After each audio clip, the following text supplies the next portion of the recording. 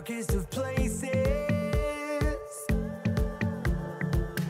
In the moments of my doubt, in the tears that I've tasted. Would you take me this far just to leave me? That's not who you are. I know you hear my call.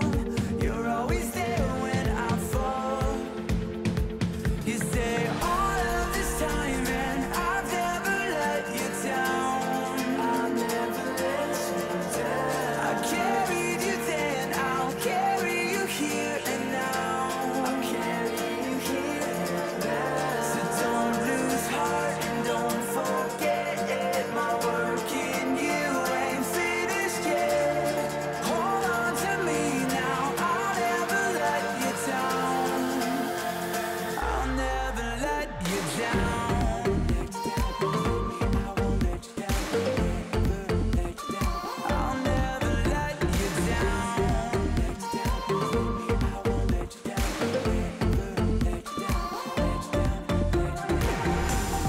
Caught in chaos, I'm knee deep, wrestling with all of my disbelief. In this moment, I hear you speak, break through the noise and consume me. I change with the seasons, I lose sight of faith. When my hope is gone, I know that you'll stay the same. Your gentle whisper, a familiar sound. I know you won't let me down. All this time and I've never let you down. I'll never let you down. I carried you then, I'll carry you here and now. I'll carry you here and now. So don't lose. Forget it, my work in you ain't finished yet. Hold on to me now, I'll never let you down. I'll never let you down. I won't let you down. I won't let you down. I'll never let you down. I won't let you down. I'll never let you down.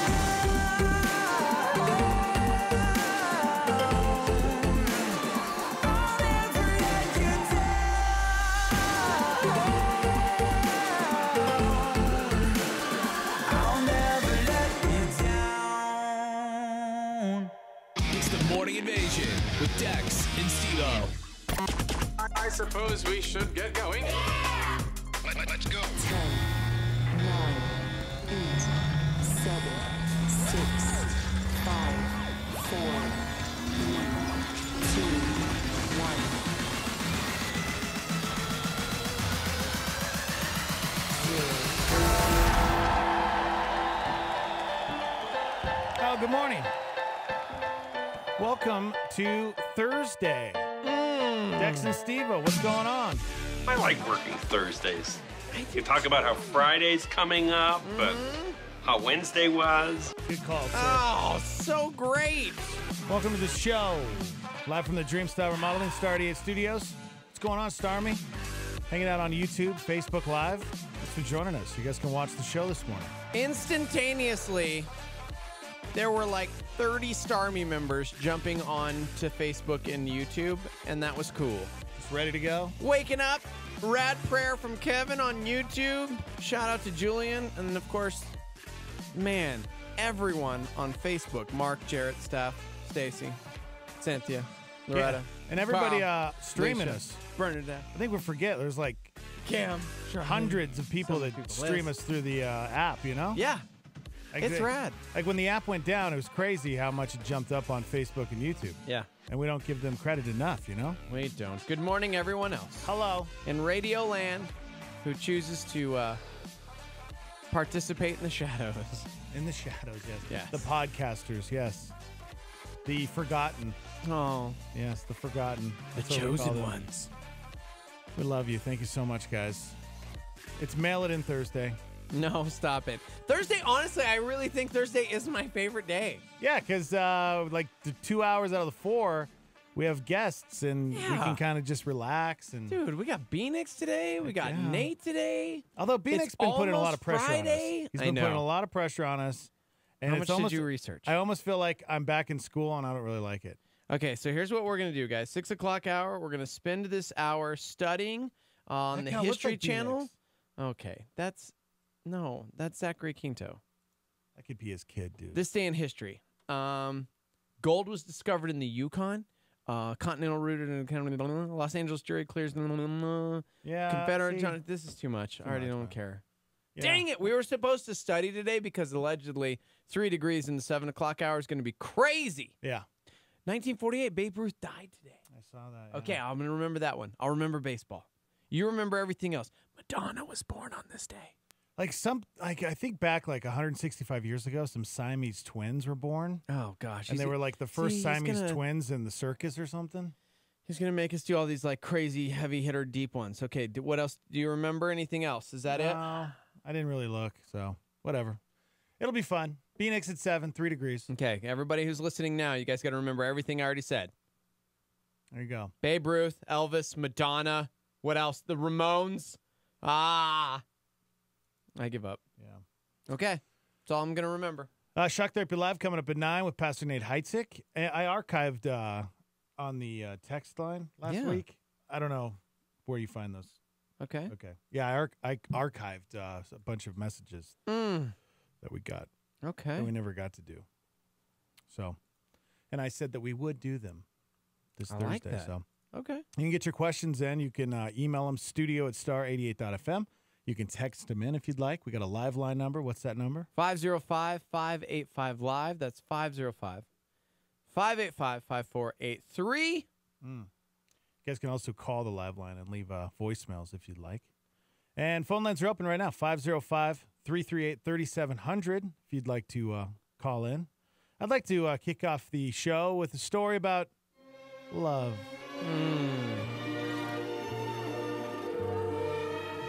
People do crazy things when They they're do. in love They do.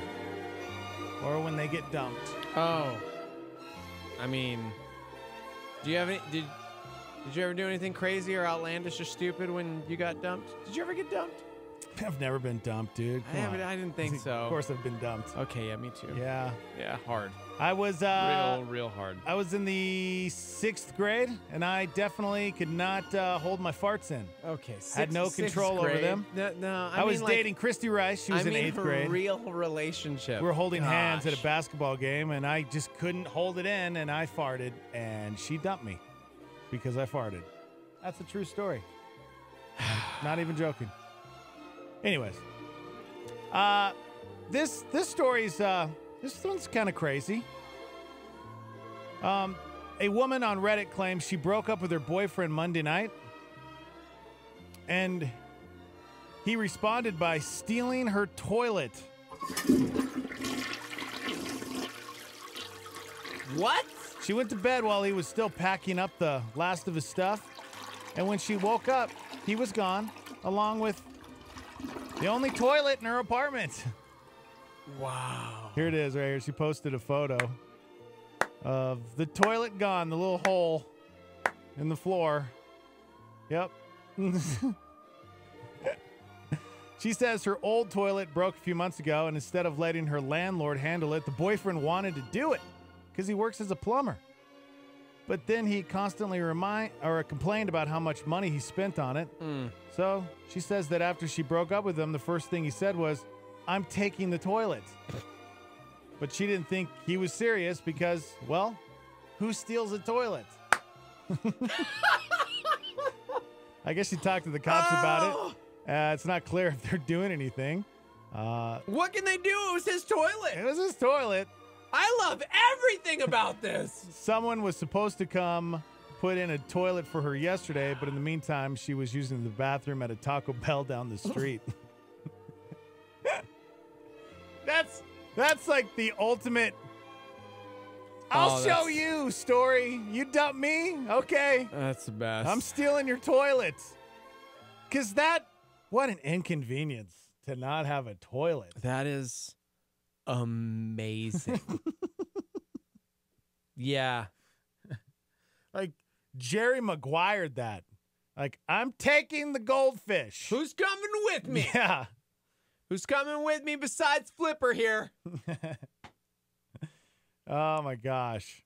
So the question is, what did you take when you got dumped? Okay, no. That's not a thing. What did you take? Can you top that story? I kind of want to go to Reddit and see if there's any of the stories that have come in that topped it. Stephanie said we replaced our toilet and we had to pay for it. We're renters, and I seriously want to take it with us too. It's nice. Phoebe says nice. justified, man. Justified. He totally paid for that thing. Yeah. That is his toilet. Yeah, I guess that's man, that would be tough. If you, let's say you spent a bunch of money on your boyfriend or girlfriend, and then Yeah. the next day they dump you. Do you have every right to ask for that gift back? By the way, shout out to the star member who said, "Oh, you dump me? No more dumps for you." That was good. Yeah, not a crappy situation. Oh, okay. Yeah. Now I'm trying to think because, yeah, sadly I was dumped a couple times, like real relationships, just left hard, and I'm like, what did I take? Did I take anything? Did I exact revenge upon? No, they took something, my heart. Yeah. So Yeah, I don't think I've never taken anything. no. Yeah. I do remember one time, girl who shall remain nameless. I had this really amazing Angels jersey. She was going off to college, and I was like, "Hey, I wanted you to have my jersey. Oh no. Gosh. It's my favorite clothing item in the Yeah. world. You want to show how much you love I her? want you to take this with you as a reminder Yes. of our love." College girl. You spray some cologne on there so she can Didn't smell wear you. cologne Oh, ever. Okay. And she was like, no, oh, that means so much to you. You love that. No, it'll be okay. I'll call you as soon as I get there. Yes. She didn't take the jersey. Oh. She also didn't take my phone call when she went to college. So Well, it's a good thing she didn't take your jersey. I know. So I shout mean, out. that's She could have taken my jersey. Yeah, right? I would have gone all the way where she was at college and gotten it back. I would have. Yeah, what did you ask for back? And is it okay? Is there a... I hear this question a lot, especially when, like, what if you're engaged and the engagement is broken off? Do you ask for the ring back if you're the dude? Yeah, well, I think you should give the ring back if you're... You think the girl should offer to give the ring back, or you think the Well, dude should ask for it? Like, it depends I want my on- ring back. Doesn't it depend on who breaks up with who? I mean, Because what if he breaks up with her and is like, you know what, give me the ring back? No, you gave it to me as a gift. But if she Dang. breaks up with him, I feel like she should give the ring back. mm-hmm. I don't know. What do I know? I don't know, dude. Jay Marie is reminding me that my high school girlfriend totally had a plan to leave me. Yeah, thanks. I know. Yeah. Now. Yep. Thanks. Mm-hmm. It's a good thing it was so long ago and it doesn't pain me at all. Well, at least you got that Angels jersey. I still have it. That's cool. So old. Kim says it was a gift. Judge Judy would not let him take it. You think Judge Judy would make him give the toilet back? Yes, probably. Ugh. Our boy Joe chimed in from Utah. He broke up with the high school girlfriend because she said it's me or the guitar, and I said, "Well, see you later." Oh my gosh, it's me or the guitar, Dude, and he's a ridiculously good guitar player. Why would somebody ask you to give up something like that? I don't know.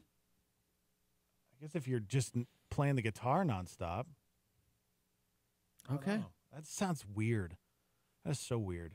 Yeah. Yeah, but you dodged a bullet there, sir. For real. That's how you got to look at it. Yeah, dude. He's got a rad wife and some great kids. Mm-hmm. And an incredible guitar player. Right? Win, win, win, win. You guys want to chime in? 505-338-3700. Talking about a woman who broke up with her boyfriend. So he stole her toilet. I love this story so much. So much. She woke up the next morning to find their toilet was missing. It's a reminder of appreciating the things you have. You see, he obviously did so much for her. He was a plumber. he didn't want the landlord to handle it. It was going to be a poor job, and he thought, babe, let me take care of this for you. I love you so much. He got her a top-of-the-line toilet, man. Oh, it was a beautiful toilet. And then shortly thereafter, she breaks up with him. Why would she do this? He clearly took care of her. So he responded by taking back what was his. If he can't have her, he'll take the toilet. Yeah, I'm trying to think. Is there a way? Maybe he should have told her, "Hey, I'm coming for the toilet." No, in he a couple told her, days. "I'm taking the toilet." Is but that what she he did say? Yeah, look. She said that after she broke up with him, the first thing he said was, "I'm taking the Oh toilet." my gosh! Oh, that's but right. she didn't think he was serious because who does that? She went he to bed. does that. She went to bed. He took the toilet in the middle of the night. She woke up. Now she's using the bathroom down the street at the Taco Bell. Gosh. Well, toilets that expensive? I mean, that's definitely a pain to worry about getting a toilet. Thebe said, by the way, if you're engaged and you guys break up and she doesn't give the ring back, she would be forever known as a gold digger. I would advertise billboard and all. Wow. Jeez. Yep. Yeah. Okay. Mm-hmm. All right. Yeah. Good morning, everybody. Let's make it a good Thursday, huh? Let's do it. Coming up at 7, Brian Nixon, 3 Degrees. Shock Therapy Live at 9 with Pastor Nate Heitzik. We're live from the Dreamstyle Remodeling Star 88 Studios. Apparently, you could die if you pop zits on your face. We're going to talk about that when we come back. Yeah, Oh, people gosh. die from popping zits on their face. Can we call Chrissy and tell her this? Because I hate this. Hate. Chrissy And doesn't. it's usually like I'm going to bed. It's like I'm going to bed, and she's like, "Ooh, the lighting is so good right now." I'm like, "Dude," I'm like nodding off. I'm about to fall asleep, and then she's like, "Let me pick your face," and I'm like, "Why now? Like, why not normal times? Why is it when I like got my eyes closed and I'm going to sleep, Right. and I'm peaceful?" That's Now so she's funny. trying to murder me, guys. Yep. Murder me in my sleep. Well, there's something called the triangle of death on your face, and we're going Oh. to talk about it when we come back. Okay. Hang out with us. CareNet Pregnancy Centers offer hope and help to men and women with pregnancy-related concerns, offering a range of free services that affirm and prepare men and women to value themselves and their unborn children. The 2018 Walk for Life is scheduled for Saturday, August 25th at various locations around the Albuquerque metro area, including the East Mountains, Northeast Heights, Valencia County, and Rio Rancho. By getting pledges to support your walk, you will be helping to provide services to those in need of STD and pregnancy testing, ultrasound confirmation, and other resources including counseling and educational material. Encourage your friends to visit our website to view the full list of services that are available. The 2018 Walk for Life to support area CareNet Pregnancy Centers is happening Saturday, August 25th. For registration and information, go to carenetabq.org. That's carenetabq.org. Part of Mission New Mexico, sponsored by TLC Plumbing, Heating, and Cooling, KNKT 107.1 FM, and Star 88. Here's a solar flare from Jensen Franklin. Forgiveness is not about keeping score. It's about losing count. A Star 88 solar flare.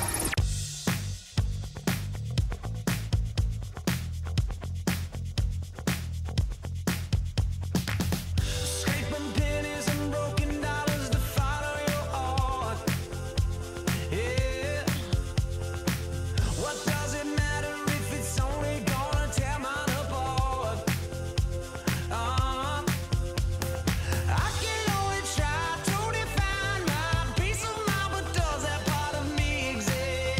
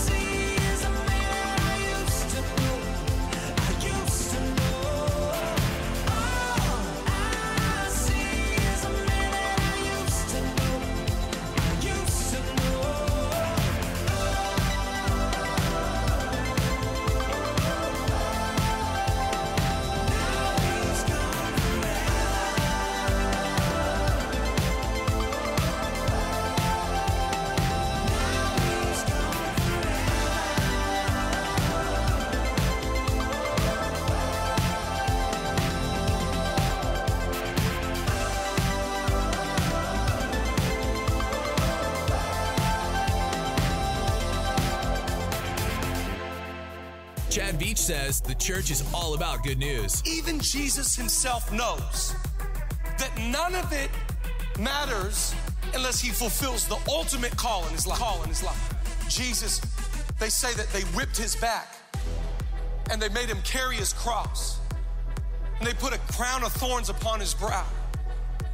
And when they hung him amongst two other criminals, he was dying on the cross for your sins and mine. And he knew how important this was, so much so that he can't even moisten his lips enough to say these words.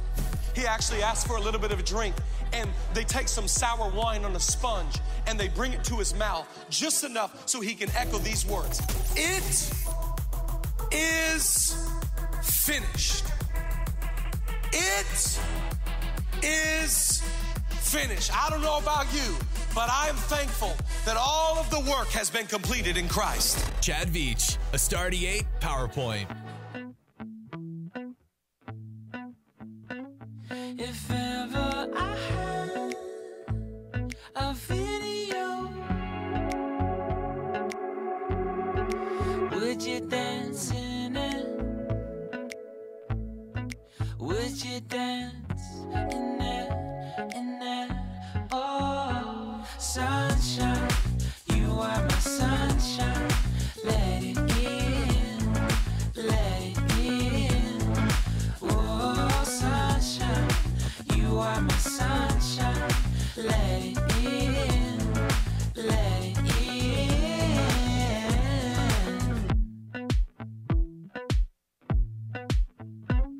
They said that you loved me all alone. Now dancing with some other man. I wanna see where this goes. I need a light to see home, and I want you to know, sunshine, you are my sunshine. It's another morning. I wanna wake up as more than just friends. Sunshine, you are my sunshine. Let it in, let it in.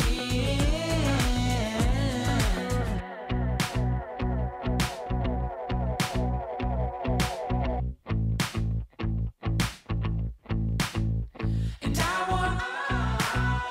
wanted to feel for you. I wanted you to feel it too. I wanna see you come around my way. And I wanted to feel for you. I wanted you to feel it too. I wanna see you come around so we can begin again. I wanted to feel for you. I wanted you to feel it too. I wanna see you come around my way. And I wanted to feel for you. I wanted you to feel it too. I wanna see you come around so we can begin again. Sunshine, you are my sunshine. Let it in, let it in. Oh, sunshine, you are my sunshine. Let it in, let it in. Sunshine, it's another morning. I wanna wake up as more than just friends. Sunshine, you are my sunshine. Let it in, let it in. Sunshine, it's another morning. What's going on in the news today? Former CIA Director John Brennan will have his security clearance revoked as the Trump administration publicly questions his objectivity and credibility. More fallout from the report on child sex abuse by priests. The Catholic Church used what amounted to a playbook for concealing the truth. Students arrived for the first day of school at Marjorie Stoneman Douglas High School to find their school transformed into a secure fortress. There's a fine line between security and overprotectiveness. There was panic at the beach in Truro Mexico today when a shark bites a swimmer. Good Samaritans pulled the 61-year-old man from the water. About 80 cars were torched overnight in Sweden by masked vandals. A new report found that popular breakfast foods and cereals contain a chemical that can be linked to cancer. An airport operations van and a plane nearly collided at the Springfield Branson National Airport recently. The driver of the van said he and 2 other airport employees were headed to a barbecue. Attention, no music. Please hold your applause. Guys, Thrice released a brand new song yesterday, and it's glorious.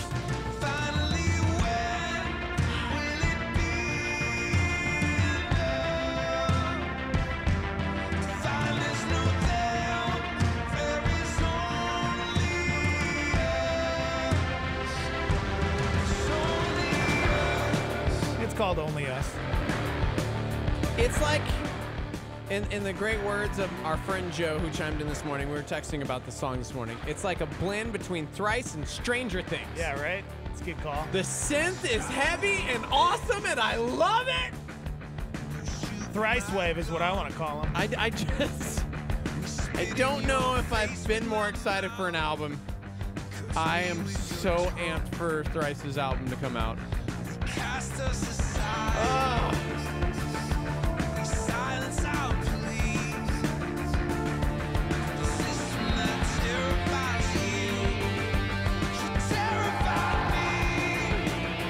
The album is called Palms. It releases September 14th, and the track you will now be able to hear on Star 88 because it's been added to rotation. Really stoked on the new Thrice. Woo! Beautiful. Yeah. Beautiful, guys. Yeah. Beautiful. Oh, September 14th. Please get here. And then in November, they're going to be in Albuquerque. Oh, that's right. I forgot about that. Oh, I have not. Taking the Jeter Boys to that one. Oh, good. Yeah. Welcome to the show, everybody. It is Thursday, live from the Dreamstyle Remodeling Star 88 Studios. Coming up at 7, 3 Degrees in Phoenix. Our boy Brian Nixon will be in. Coming up at 9, we got an hour with Pastor Nate Heitzig. It's called Shock Therapy Live. So you guys get your questions in. You can text them in. You can call us when we kick it off. You can email us, studio@star88.fm. What's the live line number to text in? 505-585-LIVE. That's 505-585-5483.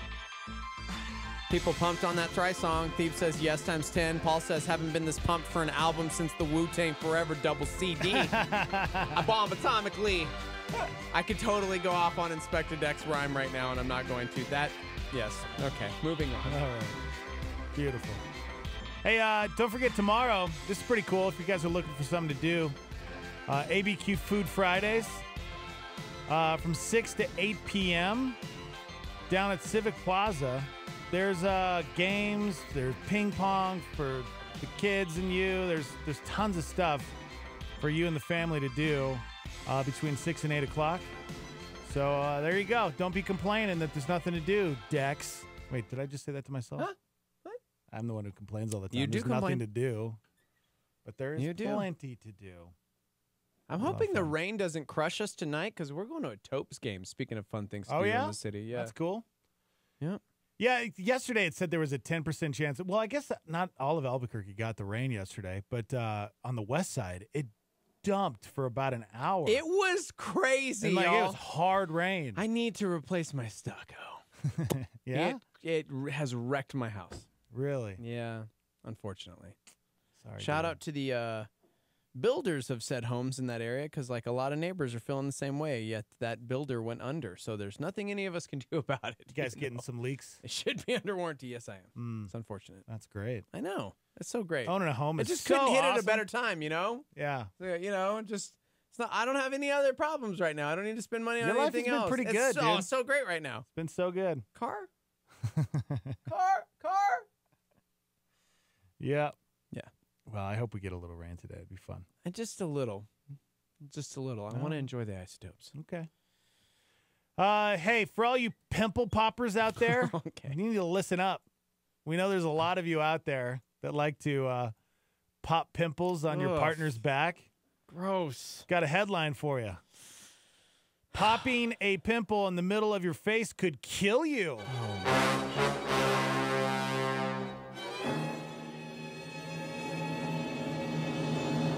So the question is, would you rather die of embarrassment by walking around with a huge zit on your face all day or actually die? Chime in. Well played. Well played. According to experts, popping a pimple in the middle of your face could literally kill you if it gets infected. Guys, there's an area called the Triangle of Death that stretches from just above your nose, okay, to both sides of your mouth. So right here, dude, right here. Check this out. Boom, boom, boom. That's the Triangle of Death. That's the Triangle of Death. Triangle. So within the triangle? Death. Because my wife is constantly picking at my nose. Ooh, Am I gonna die? she's right in the middle of the Triangle It's of like in the Death, wheelhouse man. of Triangle of Death. You're gonna die. Here's why. If you pop a pimple in the Triangle of Death area, that could lead to an infection, and that spreads to your sinuses. When that happens, the veins behind your eyes start to form clots to contain the infection, which puts pressure on your brain and can lead to paralysis or even death. Okay, this is weird. Apparently, if you don't treat it right away, it can cause meningitis or a massive stroke. Oh my gosh. Yeah. I almost didn't have meningitis once, and it was horrible. Huh. Yeah. Wow. But I know how serious meningitis is because I seriously did not have it and went to the doctor, and my wife mentioned the word meningitis, and then the next thing you knew, it was like I was on an episode of 24. Oh. I was quarantined for 24 Really? hours. Jeez. And they did a spinal tap. Oh. And I couldn't walk for 3 weeks. Jeez. Turns out I had a common cold, and I missed the Foo Fighters, even though I had front row tickets at Red Rocks. What are the that I chances paid you're wearing a Foo stupid Fighter amounts of shirt? money for? You're wearing a Foo Fighter shirt today. Did you plan that? Thanks, honey. Do you think it's because she popped his zit in the Triangle Could of be. Death? I bet you that's what it was. So really, all these years I've been blaming her, and it was her fault. Yeah, she caused the meningitis. Gosh, that's so great to know that it's worth it to be this bitter. Yep. Cavernous sinus thrombosis. That's what it's called. That is the weird.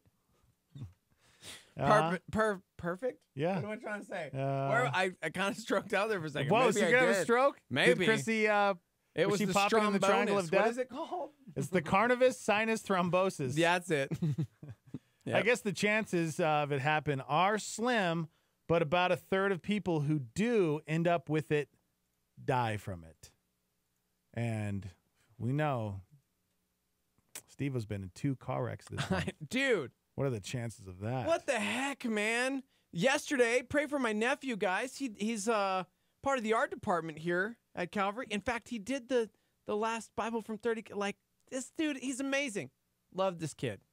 Yesterday, just going to be driving down the road, and a car was like, "What up?" and just popped out of a... Yeah. He was on a road. They weren't even, I think they were leaving somewhere, and they were like, "I'm just going to go out right into the middle of the road." What is up, man? Also, welcome to Albuquerque, no insurance. Yeah, so that's pretty common. He had to have 2 stitches on the inside of his hand, Yeah, it looked 10 gnarly. on the outside of his hand. His beautiful GTI is no more. Ugh.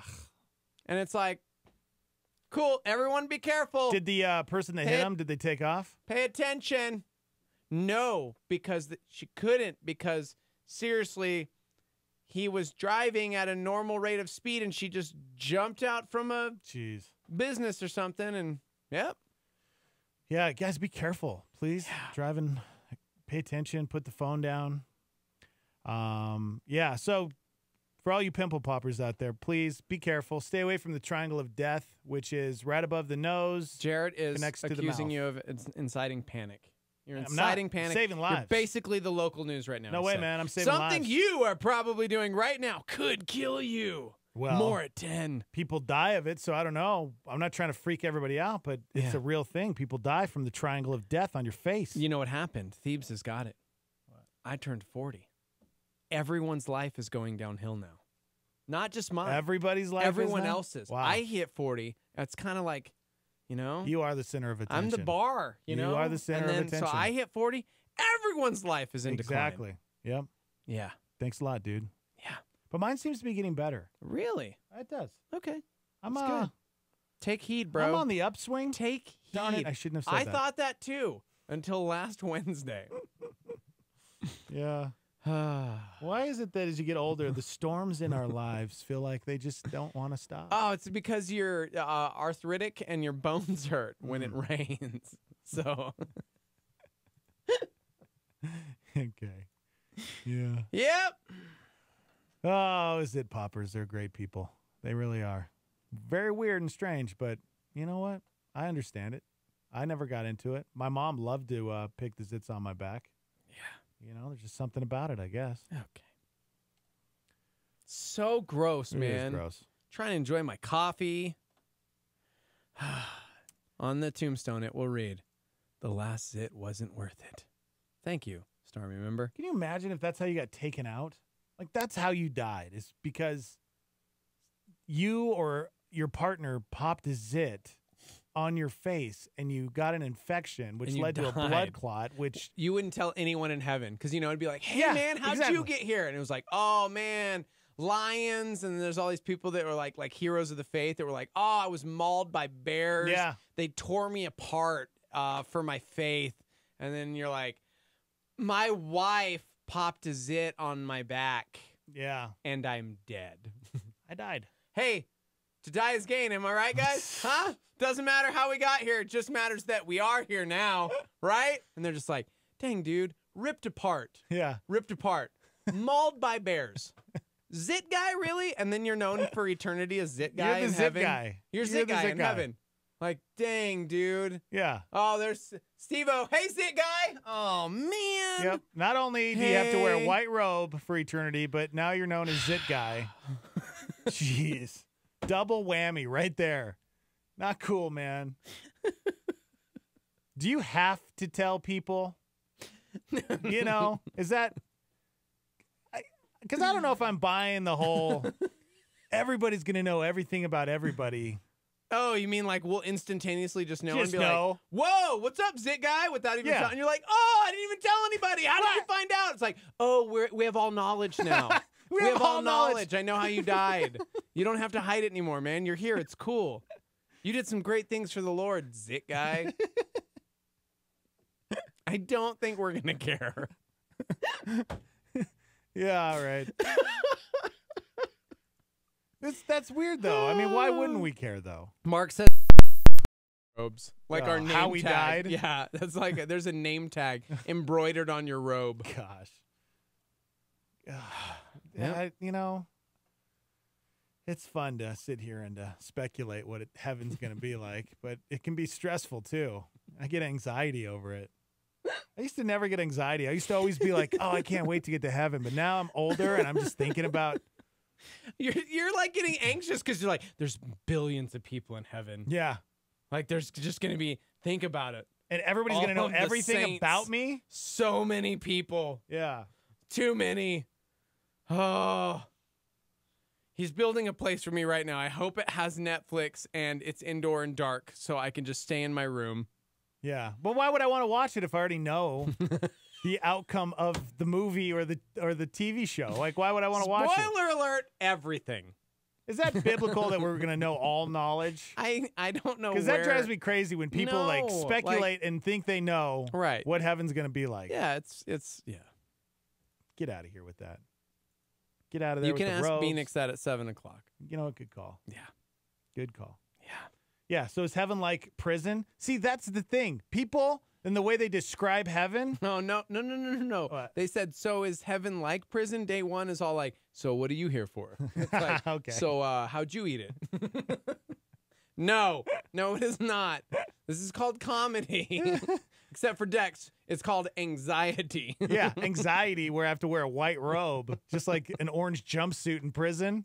I got to wear the white robe forever. There's no Oh, man. different colors at least. Can we make our own robes? Is that possible? I know I've been on this weird robe kick for a while, guys, but I just can't stop thinking about it. Mary says, does anyone else picture the Lord with his forehead, like in his hand, just shaking his head with these conversations? Yeah. Yep.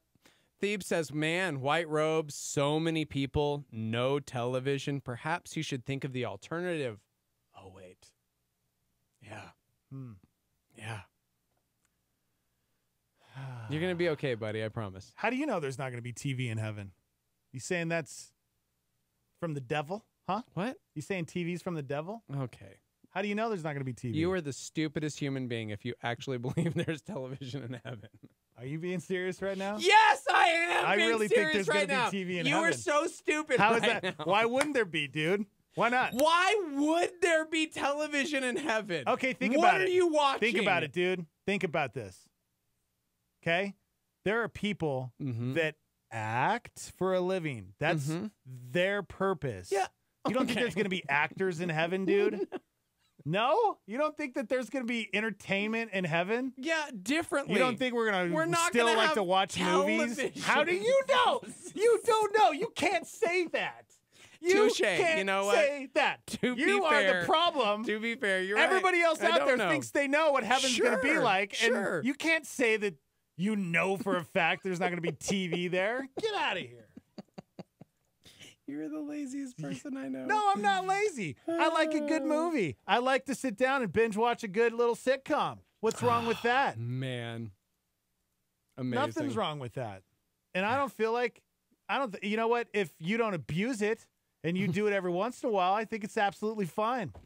What a limited view of heaven. Oh, you, What you a limited simple view of man. heaven. You simple man, you. Really? Because I kind of feel the exact same way about, everybody else, because they're like, no way, we'll just know everything. Well, no. And Who's heaven everybody? is so big. When was the last time? Never mind. We'll wear those white robes, and we'll just be in constant worship of God for all of eternity. And I get that. But what about like the new heaven and the new earth? Like what people are forgetting is that it's like, I think people have this idea that we're just going to go to heaven and we're there forever. But then like, there's still like a 10,000 year reign. There's so much more. I'm not getting into this theologically. You're talking about television in heaven, and I'm about to get theological with you. I'm not doing this with you. Oh, I'm glad Beanick's here. Beanick's, get in here, dude. He's losing his mind because No, he said I there's am not. television in heaven. Tell him there's no television in heaven. Well, I just heard from an angel, You did? and there's television in Told heaven. you, bro. I told you. There's no way. Everyone's watching the Beverly Hillbillies. It's so crazy. You're Black and exactly white. right. Oh my Black gosh. and white. They just caught on. It's when it was good and wholesome. Brian. Yeah. Brian. Yeah. You can't sit here and say that you know that there's not television in heaven. Well, I can't say I don't because I haven't been to heaven yet. Yeah, Thank you. That's true. But, here's an interesting thought. Because we will inhabit heaven with resurrected bodies. Right.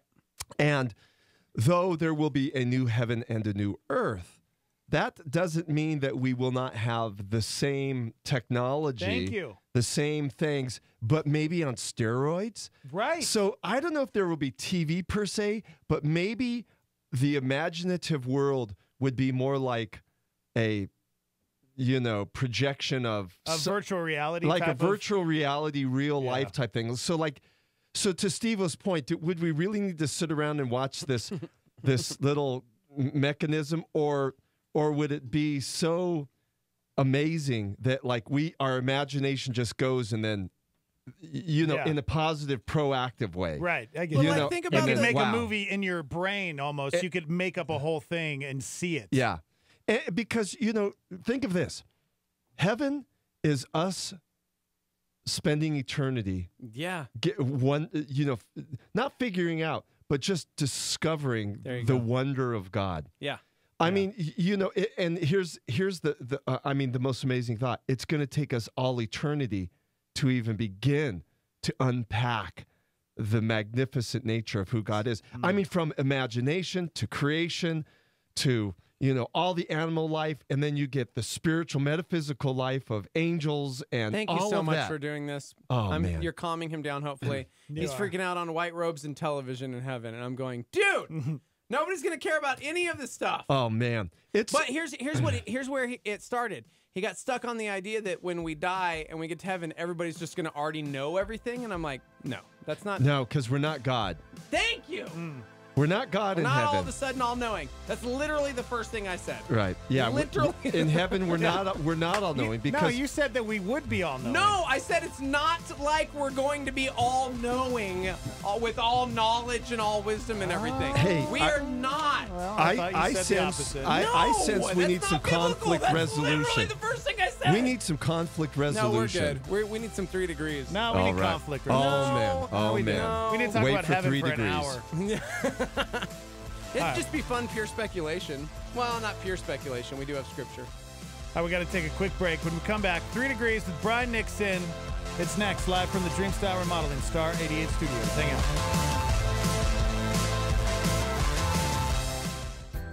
Evangel Christian Academy is a private school that is Christ-centered for tomorrow's leaders. With affordable tuition, small classes, a great sports program, and a secure facility, Evangel strives to equip students for the work God has for them. Our high school utilizes dual credit through C&M by offering 4 courses on our academy campus taught by our staff. Evangel uses a leadership-driven and individualized learning model to help prepare your student to stand strong in their faith and be ready for the real world. To further speak to individual students with various circumstances, we have a Christian-focused online homebound program for up to 20 students, grade 6 through 12. For more information about our programs, grade K through 12, please call 505-883-4674 or go online to ecanm.info. That's ecanm.info. Skip Heitzig hits home with deadly truth about the original sin, pride. Pride is the cancer of the soul.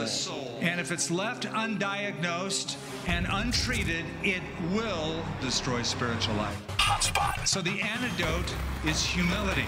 Grace is priceless, but it certainly was not free. The unfathomable love of God in sending his son to pay the penalty for sin for Jesus, humility was painful.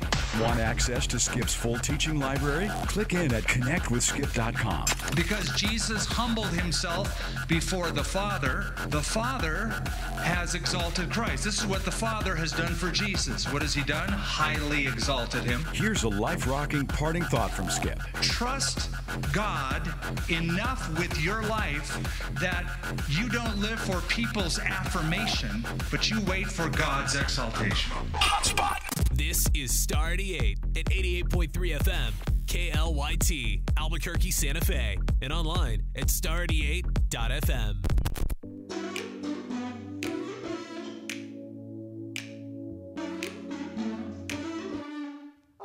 I'm captivated, I say it, I'm on a whole new retreat. My space invaded, upgraded, I hear you talking to me. It's in the boom of the thunder, it's in the cool of the rain. And I'll say, I don't ever wanna get away. Tonight is beautiful, it's got my mind on you. And everywhere I turn is a reminder. I see you in everything, all day. And every beat of my heart keeps reminding me. I see you in every little thing, all day. No matter where I go, I know your love is finding me. I see you in everything. You're all up in everything. My soul's awakened, taken by all the beauty you bring. You got it blaring, I'm staring, love watching you do your thing. There's no mistaking your style, no mistaking your touch. I see the grand, I see the subtle of your love. Lord, I see you in everything, all day. And every beat of my heart keeps reminding me. I see you in every little thing, all day. No matter where I go, I know your love is finding me. It's finding me in everything, all day. And every beat of my heart keeps reminding me. I see you in every little thing, all day. No matter where I go,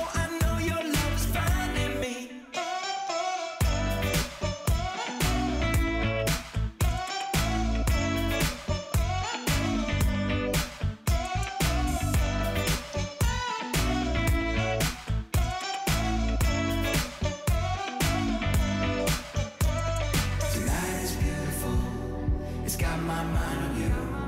And everywhere I turn is a reminder. From the sparkle in her eyes to the starlit open skies, you bring my heart to life, fill me with wonder.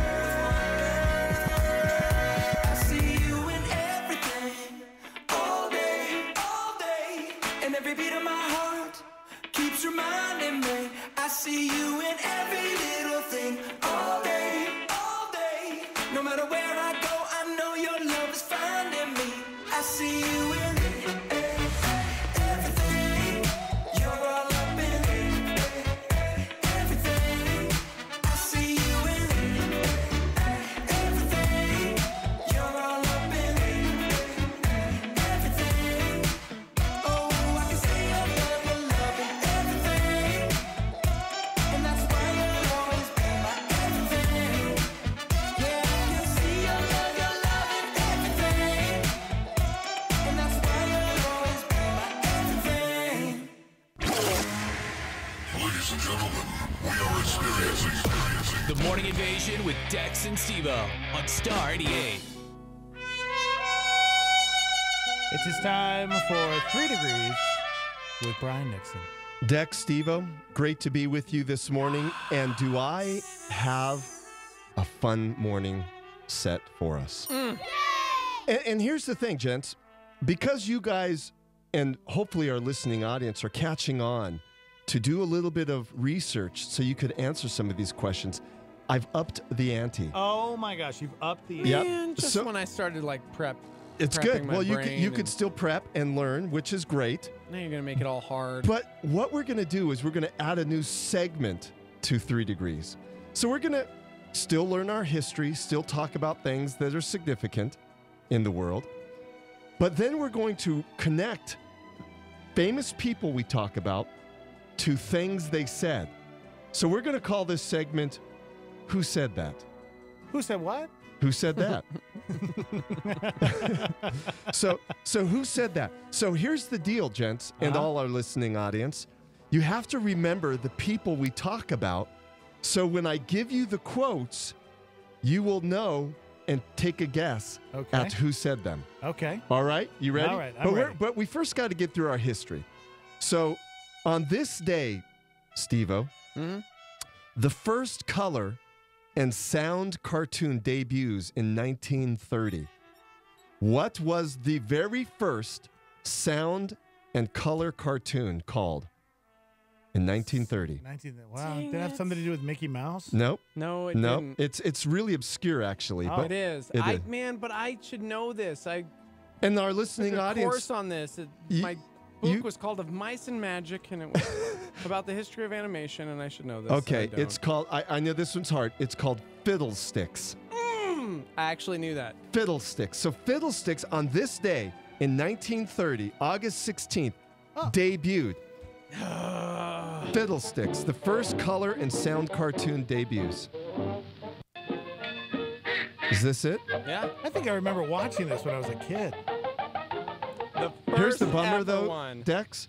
Our listening audience can't see what you're watching. Oh, there's That's a true. frog, and he's swimming. There and then it there's is. the I do remember band. this one. Steve-O Yeah. needs to comment. I'm mad. There's a spider, and he's banging on the drum, and now there's I was the right. mouse. There's Mickey Mouse. I mean, kind of. Kind of. Yeah, because I remember the Disney Channel. They would always be really good about playing old classic But cartoons like how this. cool is it now that you could just go online Right? and Yeah. there it is. The very crazy. first cartoon debuted on this day in 1930. I like that. You ready? Okay. Yeah. Ready, man, ready. Okay. 1954, fellas. On this day, August 16th, Sports Illustrated released its first publication. Wow. So on this day, 1954, Sports Illustrated began its publication. Who was on the cover? Babe Ruth. Nope. Darn it. 1954. Who was on the cover? Dang. It's hard. I didn't even know this. I had to do some Wait, research. Wait. 1954. 1954. I'll even give you a little Is bit. it baseball? Or? Baseball player. He was Hank a Aaron. third baseman and a great slugger. Ty Cobb. Now, see, it's honestly, Ty Cobb I wasn't got to give you this one. Maybe our listening audience knows, but a guy by the name of Eddie Matthews. Eddie Matthews, yes. Got me. Yeah, I didn't know who he was either. So Eddie Matthews was on the first edition of Sports Illustrated, which began publication on this very day in 1954. Okay, here's a little bit easier ones, guys. Ty Cobb was an outfielder, by the way. Not Here we go. Oh, that's like Putin. 1962, Ringo Starr replaced this drummer of the Beatles. Who was the first drummer for the Beatles? I don't know anything about the Beatles. I know. I don't care. Guys. I don't care about the Beatles. Ringo Starr, of course, we know. He went on and became part of the Fab Four. But he was not the first drummer for the Beatles. Paul White. So not close. Jeff Morgan. Hey, by the way, P is in there. Oh, yeah. Peter Murphy. Pete, I'll give you Pete. Pete Davidson, currently No. engaged to Ariana Anyone, Grande. Pete McMullen. Anyone in the radio land know this? Come on, Pete people. Berry. Oh, whoa. Pete Whoa, so close. Burleson. Pete Barr. So close. Barrel face. So very close. Barentine. Here we go. Pete Best. Oh, Pete Best. so close. Yeah, Pat got that right away, actually. Pat, Yeah. thank you, Pat. Okay, so that many was times. 1962. Ringo Starr replaces Pete Best as the drummer. Band that matters, though. Well, we're getting there. Hold on. Oh man, we're getting there. This day People is are chock so full. mad right now because we don't like the Beatles, but Here it is. whatever. Okay, guys, 1969. On this day in 1969, it was the week of Woodstock. Ooh. So Woodstock was on its second day of performance. Jimi Name Hendrix. three performers who Name three performers who performed on the second day the second of day. Woodstock. You guys will know some. We even talked about one last week or the week before. So he said Hendrix, but he was day one. No, yeah, wasn't he? that's right. Right. So The Doors. no, but the Doors were close. You're very close. Rolling The Stones. Okay, the Who's one. Number one. Who else played on day two of Led Zeppelin. No. You said the Stones already. They were Yeah. day one, weren't Yep. they? Mother Love Bone. Okay, I'll even Iron Butterfly. bum bum bum no. But okay, let's say what. I'll even give you guys some hints. Gordon Lightfoot. One of the bands, is coming to Albuquerque. Like it's not the full real band, but Creedence Clearwater. that's right. CCR. I got two. CCR. I got two. The Who and I'll give you Bob Dylan. no. Bob didn't play Woodstock at all. But let's just say one of them. Janis Joplin. You got it. 3. Good job. Oh man, Steve-O got it. Yes, Let man. me tell you now. Did you hear those bands we just named? Better than the Beatles. Yeah. Okay, let me just give you some, and these are just some of the bands that played on day 2. You ready? Okay. So Country Joe McDonald. Nope, never heard You know, of it. going to the country. Oh, yeah. No. Santana, Oh, wow. Canned Heat, Grateful Dead, CCR, Janis Joplin, Sly and the Family Stone, Okay. The Who, and Jefferson Airplane. Wow, man, that lineup. Whew. That is day 2. Whew. So in 1969, on this day, August 16th, these guys played Woodstock. Jeez. All right, we're not even done yet, guys. We haven't even. Okay. Okay. Yeah. On this day, August 16th, in New York, in 1974, the Ramones made their debut at what club? CBDB. Yep, CBGB. But you're Whatever. right.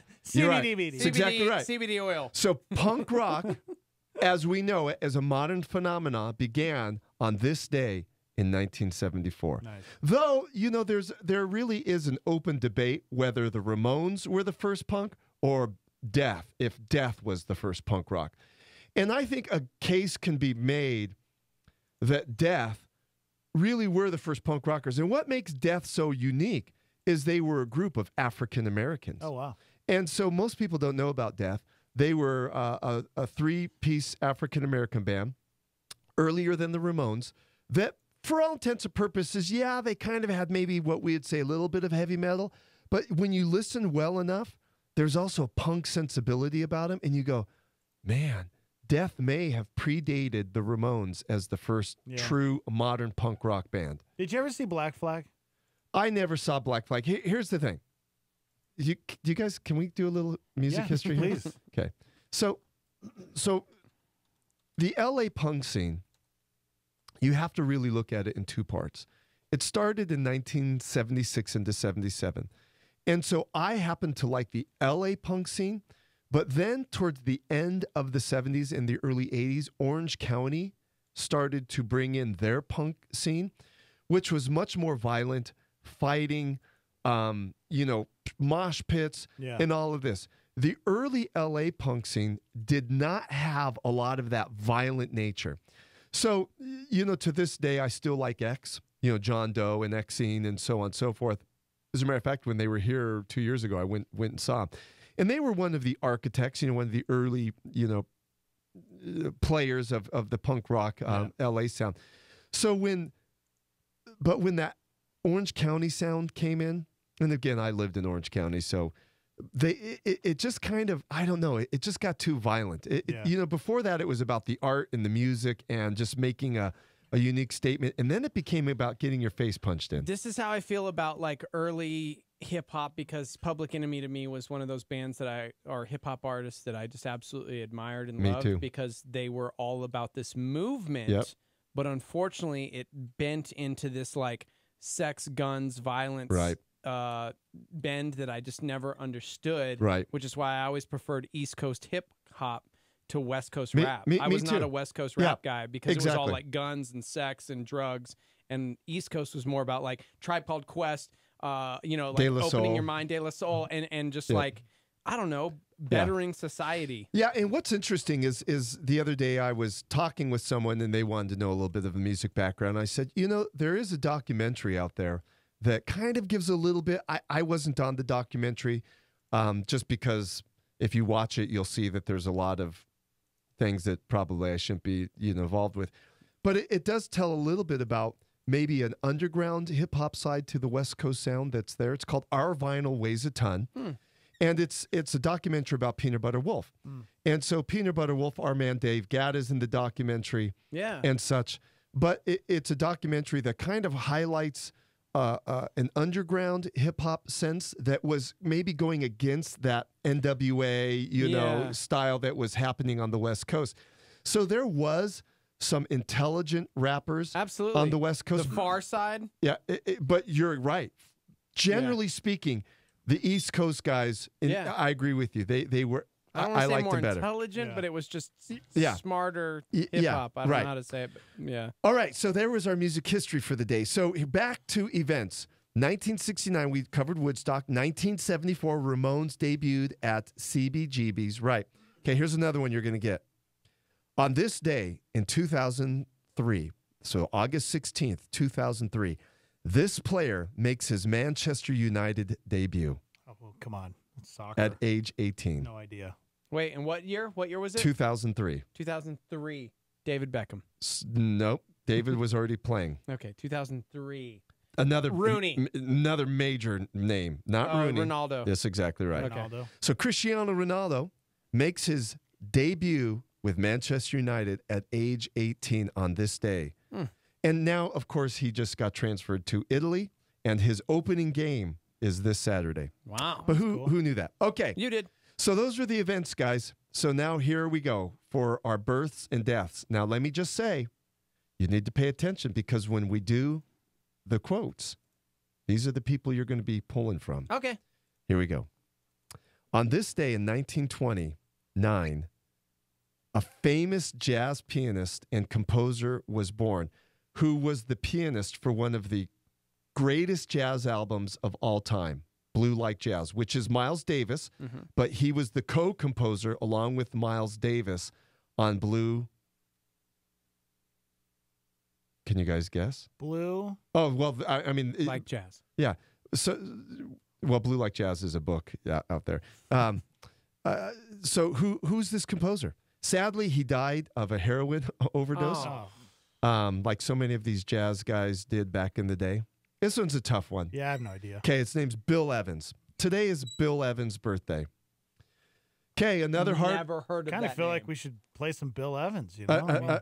Another hard one. Here we go, guys. Okay. Okay, on this day in 1930, this very famous German-American poet was born in Germany to a German father and American mom, moved back to America when he was really young, grew up in L.A., and inspired so many West Coast people who kind of tried to mimic him. They even did movies called Barfly and such after him.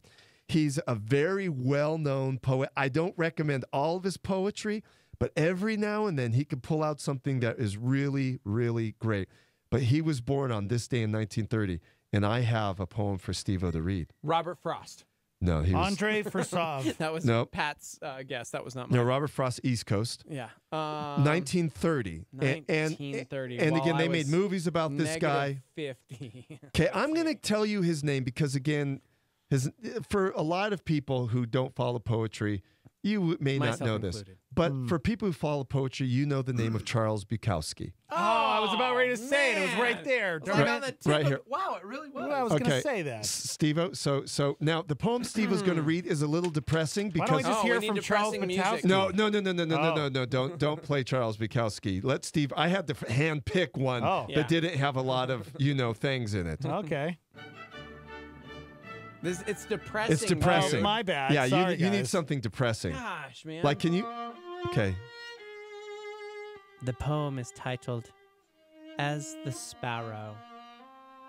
Oh, wait, he was German, huh? Well, 9! He was German-American, but he is really To American. give life, you must take life. And as our grief falls flat and hollow... Okay, I won't. He was really American. Okay, I'll just do it Yeah. American style. Dex, Steve-O? to give life, you must take life.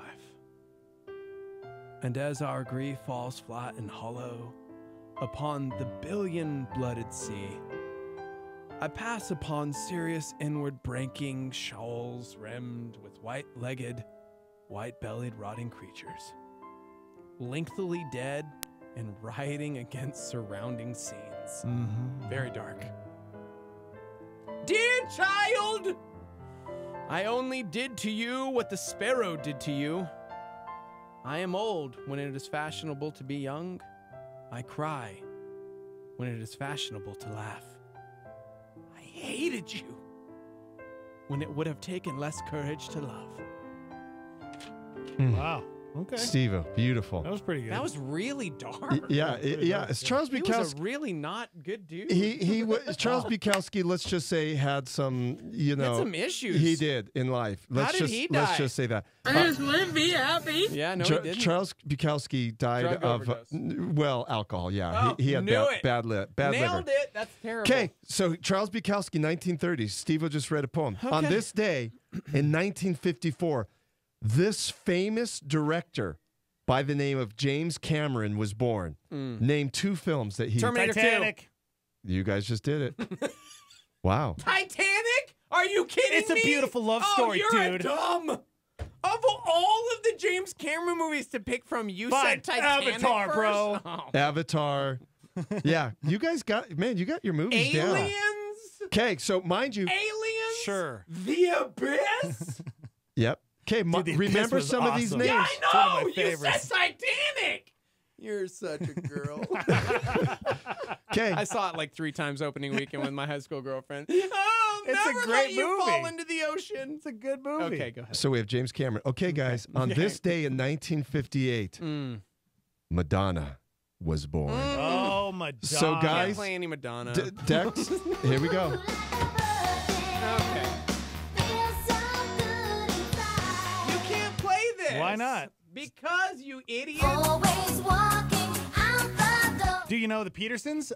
They went to school, or either they went to school or their friend went to school with Madonna in Michigan. And no, their best friend dated Madonna, went out on a date with Madonna. That's weird. It was, yeah, she was weird back in high school. Can I Super weird. just confess, because she's my era, she's not your guys' era. yeah. I was not a Madonna fan. Oh my I- God, I- crazy for you? I- Are you kidding? I thought she was overrated. Crazy for you. And all the guys, all my friends, just like loved her, just like, oh my gosh, she's so beautiful. I was one of those people. Madonna. She was Breathless Mahoney in the Dick Tracy movie, and I loved her. Oh. She did the soundtrack. That's she was right, huh? amazing. Man. So today, that cassette Madonna tape. was born. So again, Okay. So listen, so we've mentioned Bill Evans. Probably not. Probably not. We've like, mentioned Charles you know. Bukowski. We've mentioned James Cameron. We've mentioned Madonna. Now we're going to the deaths. Oh. And this is just I mean, a lot happened on this day. I know. You ready? I already know. So there's on this two day, very important on in my this life. day, on this day in 1875, the evangelist Charles Finney died. Wow. Charles Finney Do you have died on any this of his day. music? And Oh, yeah, totally. Okay. Okay. Here's something else. I'm just giving you guys these Just give it to us. because these are very difficult. So on this day in 1888, John Pemberton died. Do you guys know who John Pemberton is? Inventor of the Pemberton wheel?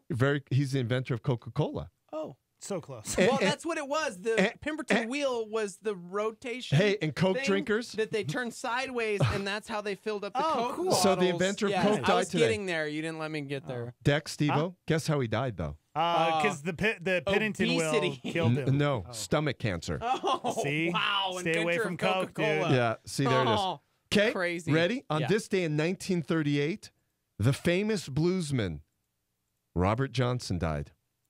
Yeah, Robert Johnson died on this day. Johnson. The famous bluesman. Oh, come on, he's like he's like an iconic bluesman. Okay, on this day in 1948, Babe Ruth died. Oh, you're just giving them to us. I was going to guess. Oh, okay. I knew that one. Okay, so here's one. That's why I I'll said give you. two, very On important to this me. day, in 1949, Margaret Mitchell died. What did she write? She wrote one of the most famous books of all time. Yeah. To Kill a Mockingbird. So close, very close. What's the other one? She didn't write To Kill a Mockingbird, but it's up there with To Kill a Mockingbird in popularity. Margaret Mitchell, guys, Margaret Mitchell. made into a blockbuster Hollywood film. Murder on the First Degree. I mean, the film is still considered one of the great films of all time. Where the Red Fern Grows. No. Lawrence of Olivier. No. People, our listening audience. Casablanca. Do our listening audience know Margaret Mitchell? She wrote one of the best-selling books of all time. Harry Potter. Still to this day, and one of the great movies that the line that everyone knows, frankly, Gone with the Wind. Gone with the Wind. Oh, I hated Gone that with movie. the Wind. Okay. Okay. So Margaret Mitchell was born on, died on this longest day. movie Okay, ever. Steve-O, here's one for okay. you. Is it On this 1979? 1956, Oh, okay. this famous horror actor died. Bela Lugosi. Yeah, that's right. Bela Lugosi died on this day in He played 1956. Dracula. He was the lead in a film called White Zombie, which oddly enough is where, of course, Rob Zombie got the name for his band. He was in a ton of horror films. But, seriously, his most famous role was Dracula, which was 1932, I believe. See, I knew Steve-O would know things. And I still, to this day, I own all of those black and white Universal monster films because if you notice, there's still a reverence, there's a respect for the spiritual. Right. So Dracula back then, if you look in the 30s, he couldn't enter into a church because it was holy ground. The cross. Holy water, yes. Like the holy, that's where those things come from. Like holy water burning him, the cross. He couldn't look at the cross because it was holy, right? Yeah, it was holy, and he was undead. Like he was an abomination of the Lord. And so that's why I love the classics, because there's a solid dark versus the light, and the light always wins. And so it was a different Amen, time. Steve-O. Now horror movies are just like Amen. sex and gore and stupid, and I hate it. Right. So they've twisted it because it can be a great device to talk about the light and the dark and the spiritual warfare. And we have Bela Lugosi to thank. And we do. And he was died on just an this actor, day but- in 1956. Okay, here we go. Yeah. 1977, guys. This, some consider the greatest, Oh, it was 1931, not 1932. the greatest singer of rock and roll. Oh, dude, are died. you kidding me? Of course. And this is why I wasn't a Beatles guy, oddly enough. Going back to everything. Growing up in Lubbock, Texas, my father and mother had a Wurlitzer jukebox in our living room. And it was like A3.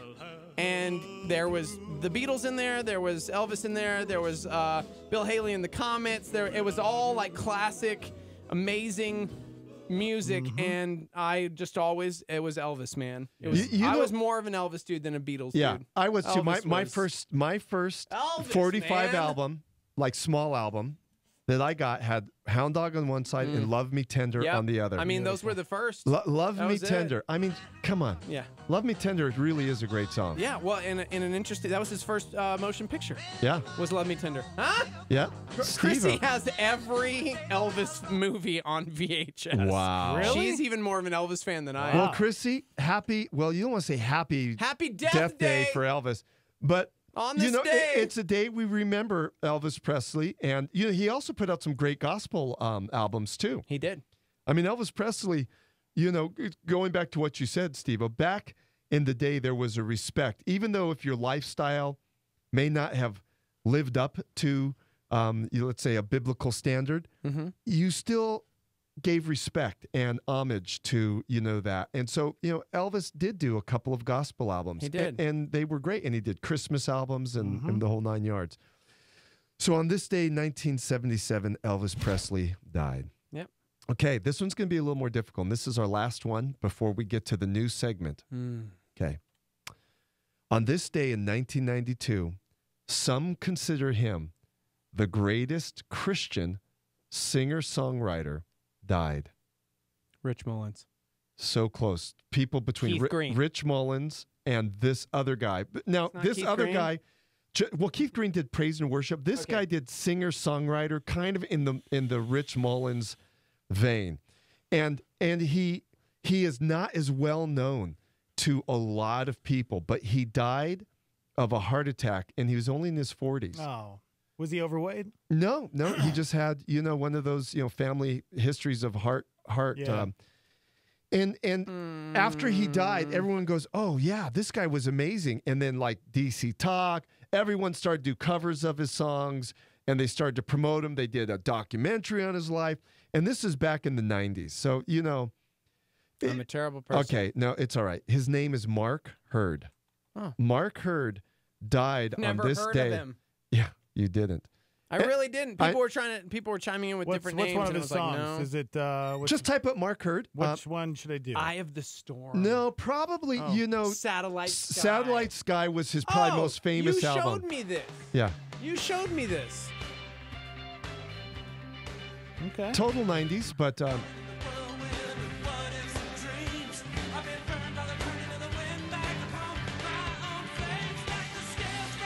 like it. Man, he died in his 40s? yeah, he did. Sad. So Mark Hurd, it's a great way to commemorate Mark Hurd. Again, in the Christian Nashville scene, the two most respected singer-songwriters, I think generally speaking, would be, as Steve already pointed out, Rich Mullins, and then a lot of people would say Mark Hurd, because they touched on things. They just weren't praise and worship. They touched on a whole host of topics and subjects in their music. Oddly enough, in 1993, after he passed, Rich Mullins covered How to Grow Up Big and Strong. Oh, it's a great song. In 94, a bunch of artists came together to record an entire tribute album called Strong Hand of Love. Yep. Phil Keaggy, Victoria Williams, Buddy Miller, Daniel Amos, The Choir, a lot of people. So, man, reading about this, the Swirling Eddies. Yep. Jars of Clay did something for him. Emmylou Harris did something for him. In the year 2000, people gathered to, it's too much. And it really is. And what's fascinating is, even U2 and such have given this guy nods. And it just goes to show sometimes some of the best Christian singer-songwriters aren't recognized in the popular sphere. And maybe because he was not always doing praise and worship type stuff. He really was a singer-songwriter talking about life. Wow, dude. That's interesting. Pace Magazine in 2006 featured the 100 best living singer-songwriters, and there was a remembered section called Wish You Were Here, and Mark Hurd was included as one of the greatest songwriters of all time. They said his lyrics are weighted with such a wry longing that they'll forever reflect a fresh turbulence. He was like a pioneer in the Christian industry to talk about the hurts. That's interesting. Exactly. No question. Mark Hurd, I mean, this is what I listened to back in the late 80s and 90s, and I was always surprised when I'd bring up his name and people would go, I don't know him. And I would just go, and then I'd go, well, the closest thing he would say would be like Rich Mullins. But I said he was even a little bit more broad in his sound and his lyrical content. He influenced this little band you may have heard called REM. Yep. He sounds like it's John Parr a little bit. Yeah. He definitely was. He was a singer-songwriter and a Christian man. just and by if anyone wants to just start getting into Mark Hurd, Satellite Sky is considered his best. And what's cool is it's the desert Southwest in the back, with a saguaro cactus, and then him holding a mandolin, and the mandolin features, fairly prominently on the album, but not in a bluegrass way, kind of in an REM way. Yeah. Dude, do you know where he was when he suffered his heart attack? Was it the Cornerstone Festival? He was at Cornerstone performing on stage. And he had a heart attack. Yeah. Yep, Mark Hurd. Well, I'm glad you guys did a little feature on him because really he's, cool. He's important. So here we go. You guys ready? Gosh, my heart's starting to hurt right now. Stop All right. it. That's Okay. not funny, you dumb. Okay, so for our listening audience, if you're just joining us, normally we go through and do events, births, and deaths of what happened on this particular day, and we've done that. But we're adding a new segment. Who said that? Who? What? Who said that? Well, who said that? Who said that? Who said that? So, based upon various people we had talked about on today, I'm going to give you a quote. Do you remember half the people we talked I'm going to give you a quote, and you're going to try to say who said that. Okay. Oh, boy. Gotta guess. You ready? Yeah. Okay, here's the first one. Ready, Okay. Freddie. And some of these are going to be pretty easy. Some are going to be hard. Okay. Okay, ready? Oh, very nice. I like this. Here's a quote. Great sermons lead the people to praise the preacher. Good sermons lead the people to praise the Savior. Oh. Who said That that? dude that died in the 1800s. Yeah, dude. The guy. Peter? No. No. No, the dude that died in the 1800s. that it's was true. The, pastor guy. Yep, you're right, but you have to get his name. So let me say it one more time. Great sermons lead the people to praise the preacher. Good preaching leads the people to praise the Savior. And on this day, he died in 1875. He was an evangelist, and his name was Charles. Oh, Darn guys. it. I have a Guys. terrible memory. I can't remember. I'll give it to you. Charles Finney said Charles that. Finney! Darn it. Ah! Thanks a lot, Starmy. Where By the were way, ya? remember the Starmy chimed in? They were at that Cornerstone. Oh, really? Were they really? Yeah. No way. Bill Peterson chimed in. He has 2 Mark Hurd cassettes still. Nice. Nice, guys. That's cool. And I'll give you a hint. Mark Hurd is one of these quotes. Oh, good. Okay, here we go. Okay. Here's our second quote. Based upon the people that we highlighted today. This person said, "Truth is like the sun. You can shut it out for a time, but it ain't going away." Ooh, that's good. Truth is like the sun. You can shut it out for a time, but it ain't going away. Who said that? The original drummer of the Beatles, who is still mad that Ringo Starr is considered the 4th Beatle. Nope. Babe Ruth. Nope. You're so... But at least you're naming guys that we talked about. Pete Best, Madonna. by the way. No, No. that was definitely not Madonna. It's going to surprise you guys. It is? Yeah. Oh, because that's a great quote. It's a great quote. And Gosh, so it's phenomenal. So I'll even hint. I'll give you a little more hints. You just love him. Babe Ruth. No, You already said that. You just love him. I mean, he transformed your early life because of all these records you have. Oh, wait, you mean because of all of the... Is it not Bram Stoker. Is it Bela Lugosi? No, Oh. records. Oh, records. Mark Hurd, bro. No, No, Stephen don't Elvis have Presley. That's Elvis Presley. Oh, gosh. Elvis Presley said that. Listen to that again. Seriously? Elvis Presley said, "Truth is like the sun. You can shut it out for a time, but it ain't going away." Wow. That's a great quote, It Elvis. is a great quote. Okay. You'll It's get- always unfortunate when people that just know that have that. He died in such an unfortunate way. Yeah, it is. Oh gosh. It was. Drugs are Okay, bad. you're going to get this They one. are. You're going to get this Okay. one. Okay. This person said, "I've always thought I should be treated like a star." Madonna. Oh yeah. That's Madonna. Yeah. Yep. So How Madonna. interesting. Yeah, but you know, Steve, you do bring up a good point. Listen to how the world views are expressed in that. Yeah. Elvis, there was still, a respect for truth. Yeah. And what we would say, he understood about He did. the wholesome life and such. And then you go to the 80s, and Madonna says, "I've always thought I should be treated like a star." Okay. This person said, "Life's under no obligation to give us what we expect."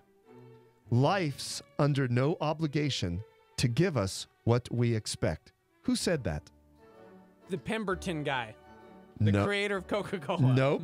But I'll give you another hint. It's the person that wrote Gone with the Wind. Oh, man, Margaret Thatcher. Margaret Close. Margaret what? Mitchell. Margaret Thatcher. Oh. Come on, I got her first You name. did. You did. Partial credit. Okay, here's another great quote, which you will get. Ready? Ready, Freddie. This person said, "Every strike brings me closer to the Babe next Ruth. home run." I hate you. Babe Ruth. Isn't that a great quote, though? That's a great Every strike brings me closer to the next home run. Well, that's why I love baseball so much. It's a game of failure. Like, and having to continue to do it. Seriously. The That's right. greatest hitters in the world fail 70% of the time. That's exactly right. So I love that. I love It's that. a great quote, isn't it? Yeah. Okay, your next quote by this person said, "If every Christian would treat just one other James Cameron. What? Shut up. If every Christian would treat one other person with real love, I'm sure more would come to faith than do at present with all our mass harvesting techniques." Mark Hurd. Yeah, I was Mark Hurd. Of course. That's a great quote. Mark Hurd. Here it is again. If every Christian would just treat one other person with real love, I'm sure more would come to faith than do all at present with all our mass harvesting techniques. Yep. Dang. That is dude. Mark Hurd. He seems like a very interesting fellow. Truly man. was, and a great producer. I sure hope if one thing people could walk away with is to go and explore Mark Hurd a little bit more. He really was. And there's great documentaries, great albums out there. He had beautiful hair. Yeah. Okay, here we go. Next one. In making theories, always keep a window open so that you can throw one out if necessary. The poet guy. Nope. In making theories, always keep a window open so that you Pemberton. can throw one out if necessary. This is going to surprise you. It's not Pemberton, not the inventor of It's not a- Coca-Cola. It's not an inventor. It's an ideas It's guy. it's another guy that you like, Another guy Steve-O. that I like. That you Yeah. like? Yeah. Oh, He the just gave us soccer an guy? he The just gave us soccer he just guy? gave us an Ronaldo? expose on all his films. Oh, Bela Lugosi. Bela Lugosi said that. That's cool. Listen to that. In making theories, always keep a window open so that you can throw one out if necessary. Oh, he died of a heart attack, too. And last but not least, this person said, if you set your goals ridiculously high and it's a failure, you will fail above everyone else's success. Whoa, Pemberton. No. I'm just Pete guessing Best. that every time. And you both knew this guy. Like you screamed We it did? like right. I could barely get words out and you said his name. James Or Cameron? Yes, exactly right. James Cameron. Mm. See, I told you this is going to be harder because you guys can look up your little facts now, but the quotes, Yeah, that's tough. that's quotes. So you know, you did pretty gotta pay good, but attention. weren't there some good ones in there? There's some good ones. There's in some there. good ones in there. So here we go. How about this quote? Are you ready Okay, for this yes. one? Give Quiz me you. liberty or give me death. What? The music business is no more about truth on the outside of the Christian ghetto than it is on the inside. That's Mark Hurd. That is Mark Hurd. Yeah. I'm reading some of his stuff and I'm going, dude, this guy was like, he was doing what we're like, what this show's like heart is right Yeah, now. no, exactly. Like seriously, Mark Hurd- being real and talking about Right. things and the brokenness and going, hey, this industry is flawed because it's run by human beings and it's a corporation. And I'm like reading all this going, Yeah. wow. And that's probably why he was shunned back then, because it wasn't cool Yep. to go, hey guys, we're all broken. And what- sometimes things just suck. Oh, I can't say that because it's the 80s? Right. And here's Dang. something, Steve-O, that you guys, you remember back, and we talked about this actually last week when Matt Gentry was here, about static radio and what you and Matt were trying to do that was so unique. And it was to say, we're going to find even secular songs that bring out biblical truth, and we're going to highlight them. Well, that's something that actually Mark Hurd was an advocate for. He would say that a lot of times you could hear something in the quote-unquote secular world that is as profound as something you would hear in the Christian world, because they may highlight an aspect of love or hurting or suffering. And so he said, I'm not quoting him verbatim, but we basically have to have ears to hear the broader expanse of music. And so Mark Hurd was one of those guys that really were ahead of his time, not only musically speaking, but also, how he approached music and the arts and everything else. And truly was sad when he died. Again, I happen to like Mark Hurd, and I was heartbroken, you know, when he died in 1992. I was like, are you kidding me? The one guy that I kind of listened to from the Christian music world. I did like Rich Mullins as well, I must admit. And so, but, you know, these two guys, both of them died young. Yeah, I mean, man, looking at it, there was a time where he wrote a song called I Don't Ever Want to Be Without You. Okay? Yeah. This is, talk about, like, speaking of the Christian industry. He wrote a song called I Don't Ever Want to Be Without You, a beautiful worship song. And got a call back from the Christian record company. The radio guy called and said, hey, we need you to change the title and some of the lyrics. When asked why, he said, it's because you use two negative words in the title, don't and without. They have negative associations, and as a Christian, we need some positive ones. We'd like you to call the song I Always Want to Be With You. Oh, my gosh. Yeah. Isn't that crazy? Yeah. Thankfully, there's I mean, maybe that was pioneering something genuine and authentic, because it seems like at least there are those artists out there that do, man, like I think of John Foreman, which is no wonder that Switchfoot was, you know, like paying homage to him and such a fan, because clearly you can see like it was broken even back then, and he was trying to make a change. Yeah, because here's the reality, and we know this as Christians, and that is we're real people. Yeah. You know, we're not caricatures. We're not, you know, people that, you know, have this perfect life. Yeah. We go through hardships. We go through pain. We have difficulties in our life. We struggle. And people like Mark Hurd or Switchfoot, like you said, Mark Foreman and others, addressed those topics. But sadly, particularly back in those days, they were taboo. They wanted everything to be, and again, I'm not criticizing her, but they wanted everything to be like Amy Grant, this perfect, you know, little girl who, you know, just sang right, said right, and everything. And then, of course, Amy Grant went through crisis of herself in her life and kind of turned away from what she was trying to be painted as.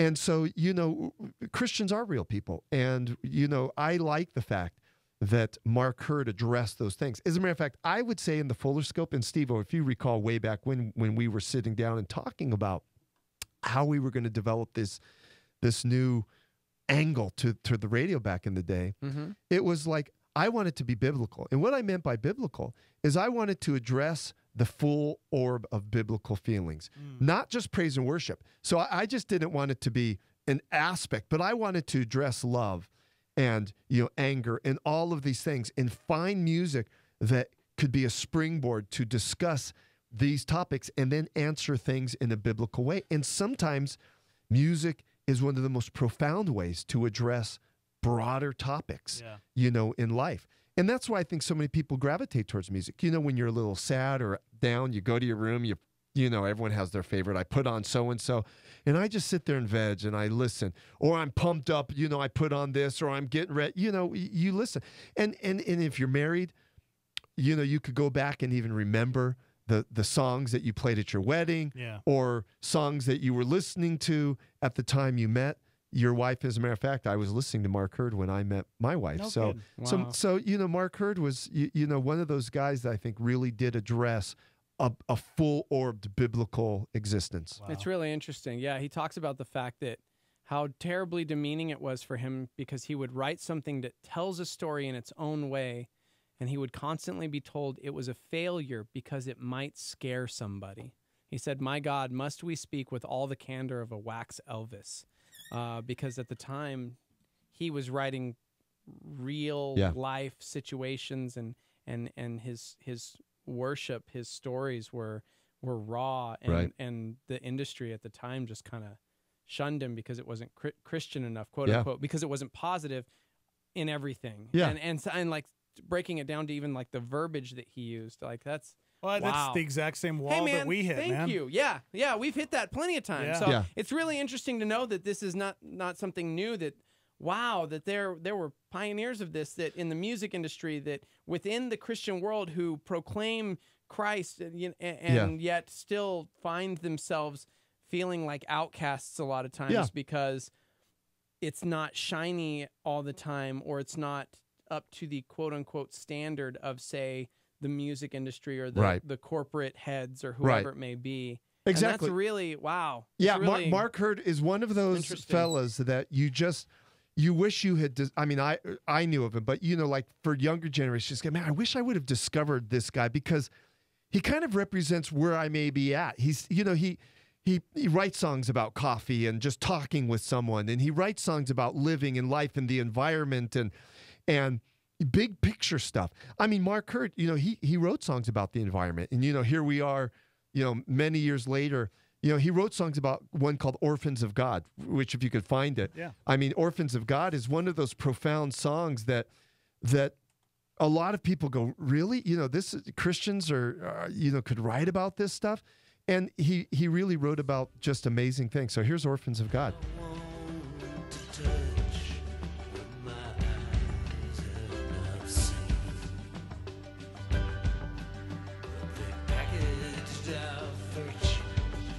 Packaged our virtues in cellulose dreams. Sold us the remnants till our pockets are clean.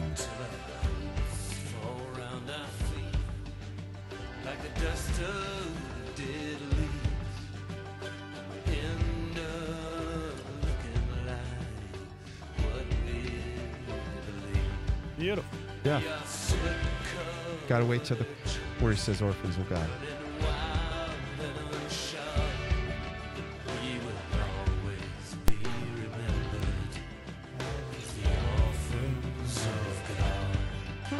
Yeah, I mean, basically in the song, he's just talking about society and how we've become so materialistic and so caught up in things that really don't matter.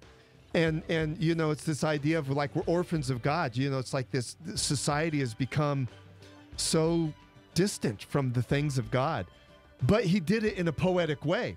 And because he didn't address, things in praise or worship, people would do what you just said, Steve-O. Oh, yeah. And I think he was kind of one of those first guys that was against the idea of putting labels on music. He said it will always be this way, unfortunately, until the church learns how to take lessons from culture, from history, and stops putting labels of spiritual and unspiritual on things which God never labeled himself. That's right.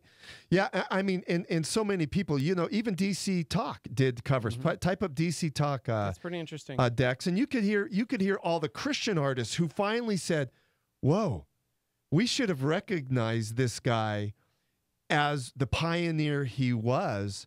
And then they started to record his music. And to this day, people still record, his songs. What's DC Talk? DC Talk did, what song did they do? We don't have to play it, though. Yeah, you don't have to play it. Okay. I'm just saying that. And here's another guy that other people put with Mark Hurd. They would say Mark Hurd was the American Christian guy that did profound music. And then the Canadian version of Mark Hurd was a guy by the name of Bruce Cockburn. And Bruce Cockburn, still living, still touring, still doing his thing. But he was also another guy that addressed a whole host of things. And U2 even did, covers of his songs live and such. And so both Mark Hurd and Bruce Cockburn, who were basically of the same generation of guys, wrote very similar type songs. Sadly, Mark Hurd died, but Bruce Cockburn are still with us. So yeah, they discuss full scope Christian stuff. That's interesting, man. Thanks for illuminating that today. Seriously, it's really interesting to read about and to recognize that. Yeah, here was a guy that in the 70s, 80s, 90s was, until his death. Yeah, really, really trying to do his thing and pretty incredible. And underappreciated until, again, after his death. He's one of those classic, we always joke about artists, like visual artists. You got to die before your paintings are worth anything. It was sad that Mark Hurd had to die before people would realize his influence and what he did in the Christian music scene. So, speaking of music, we only have a couple minutes, and I'm going to throw something out there that you guys aren't ready for. But did you hear about the Pearl Jam incident yesterday? Have you heard about this? Yeah, no, give it to me. Okay, so I only know about this because there's an artist, the artist in question actually is also the artist who currently draws all of the skateboards for my friend Mike, the owner of Astro Zombies. He's got his own record label as well and a skate company. And so he was talking to me yesterday because this is a really good friend of his, actually, who's at the center of this controversy. On Wednesday, people lost their minds on a poster that Pearl Jam put out that showed the White House in flames and a bald eagle pecking at a skeleton that is said to mean President Donald Trump. It doesn't say Donald Trump on it. It's kind of like speculation whether or not that's what they mean. The National Republican Senate Committee compared it to the infamous photo of Kathy Griffin holding a fake decapitated head of our president. They say the poster is from a concert in Missoula, Montana. It's a collaboration between the bassist of Pearl Jam, Jeff Ament, and Bobby Brown, who also goes by Bobby Draws Skulls, who does all of the artwork for Astro Zombies Comic Shop here locally in town, as well. Oh, he's a local artist. He does all of the art for Astro Zombies here in town. Oh, but Bobby doesn't live here. Bobby doesn't live in Albuquerque currently, no. But so yesterday I walked in there and I was talking to Mike and he was like, dude, did you hear about all this? And sure enough, as we talk about art and creative license, I mean, this is personally one of my, they were very instrumental in my childhood. Pearl Jam. Yes. But then this comes out and I'm going, wow, this is crazy. The Rock to Vote concert, which happened in Missoula, Montana, aimed to encourage young people to vote in November. There was no derogatory terminology, nothing said about the president. But here's this tour poster that's depicting the White House on fire, and then the skeleton in the front lawn. Does he have red? Does he almost, but it looks like he's got his yellow hair. So bald eagle pecking at a skeleton in a blue suit, and then there's like the yellow hair. Yeah, I mean, my thought, Steve-O, is first of all, I haven't heard of this, so thanks for bringing my attention. You know, this doesn't surprise me. You know, musicians, artists, they tend to be anti-establishment, irregardless. Can I say that? Of who is in the White House. So it doesn't surprise me. And of course, Pearl Jam has a history of what we'd call more leftist causes. So this doesn't surprise me. I'm not shocked by it. Yeah. As a matter of fact, I think, you know, as artists, they have the right to express what they want to say. And we as individuals, or, you know, maybe you agree with it or maybe you disagree with it, but we as free, you know, people in the United States could say, I disagree with that. Yeah. Or, man, that totally represents what I'm thinking. That's one of the beauties about the United States of America is freedom of speech, that we could talk, that we could address this openly and say, I disagree with that. You know, I'm kind of the mindset that, hey, we should, even whether we like Donald Trump or not, we should at least be respectful of the office. Right, and that's exactly what's going on right now in the conversation. Jeff Ament, the bassist for Pearl Jam, said, quote, the role of the artist is to make people think and feel, and the current administration has us thinking and feeling. I was the sole conceptualist of this poster, and I welcome all interpretations and discourse. They've never said that the skeleton on the lawn is the president, right, but they're not saying it's not. Right. And so as we look at it, it's like, how far do we go with art? Because I absolutely agree, because he ended the statement, love from the First Amendment, Jeff Ament, end quote. And then in the sky, there's a tractor flying over a burning White House, and the smoke forming behind it says vote in the background because they're wanting people to rise up and vote. Yeah, they want Donald Trump out of office. Right. But the question is, where's the line that's drawn in art? You know what I mean? I mean, if you would talk to an artist, they would say there is no line. Right, because I mean, as we were talking about Mark Hurd, a Christian who's saying, I want to talk about struggles, I want to talk about life not being amazing at all times, I want to talk about my doubts, I want to talk about true faith, and the Christian industry at the time said, no. Right. No. We want more wholesome things. It needs to be positive. If you want to play it on the radio, it's got to have this word, take out that word. And he's like, I'm not interested in that. I'm an artist. And so we're like, yeah, free speech, Christianity, and things suck sometimes. But then you see this poster, and it's like the White House on fire and possibly the president being right. eaten by And a so my bird. response is Christian artists, what we should do is we follow the most counter-revolutionary person in the history of humankind, Jesus of Nazareth. So my thing is Christian artists, Christian musicians should respond not necessarily to the poster, but respond in a Christ-like fashion. Highlight love, highlight grace, highlight forgiveness, of course, highlight Christ. Because you guys, we have to remember, we follow the counter-revolutionary. He was counter to everything, that this quote-unquote world, not the physical world, but this the world's ways. And when we rise up and we do things that are Christ-like, then we can start a revolution and be those people that other people would be talking about, going, wow, did you see this art that these guys Let's start did? a revolution. A revolution? Let's start a revolution. Gosh, this sounds like a lot of work. I'm just going to draw a poster and then not say whether or not my intentions were poor or not. And then, all right. Yeah. Thank you, Brian. Thank you, guys. That was amazing. Beautiful Great show. stuff. Yeah. All right.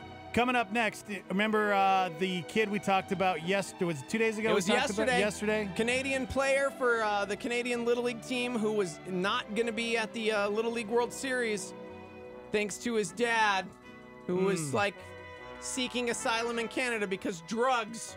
No joke. We have an update, bro. International news. Will he make it to the Little League World Series? We'll find out when we come back. Live from the Dreamstar Remodeling Star 88 Studios. Hang on.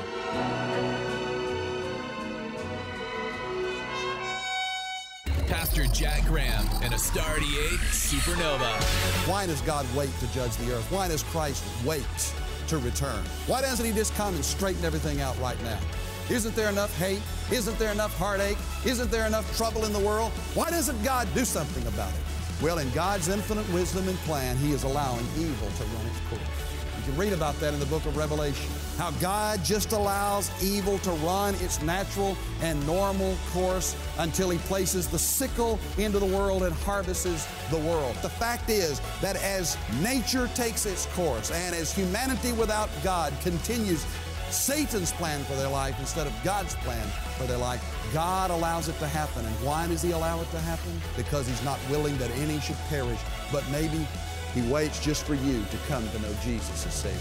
Catch Pastor Jack Graham, PowerPoint, broadcast weekdays at 10:30 a.m. on our sister station, KNKT. Evangel Christian Academy is a private school that is Christ-centered for tomorrow's leaders. With affordable tuition, small classes, a great sports program, and a secure facility, Evangel strives to equip students for the work God has for them. Our high school utilizes dual credit through C&M by offering 4 courses on our academy campus taught by our staff. Evangel uses a leadership-driven and individualized learning model to help prepare your student to stand strong in their faith and be ready for the real world. To further speak to individual students with various circumstances, we have a Christian-focused online homebound program for up to 20 students, grade 6 through 12. For more information about our programs, grade K through 12, please call 505-883-4674 or go online to ecanm.info. That's ecanm.info. This is a fresh thought. Listen up to Levi Lusko. The blessing started with that tiny little insignificant gift. And so, of course, you know the story. Spoiler alert, he fed everybody to where they were glutted. And there were 12 baskets of fragments left over, a doggy bag for each of the 12 disciples. They were pumped. They're like, yeah, each of them.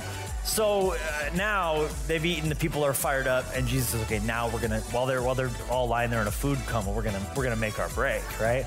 So he sends the disciples down to the dock. He loads them up in a boat with a basket, each of them.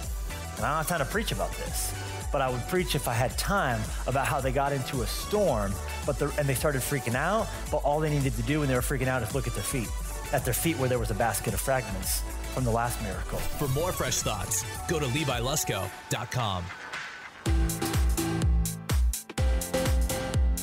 This is KLYT, Albuquerque, Santa Fe, Star 88, New Mexico's fresh alternative. Okay, let's hit it.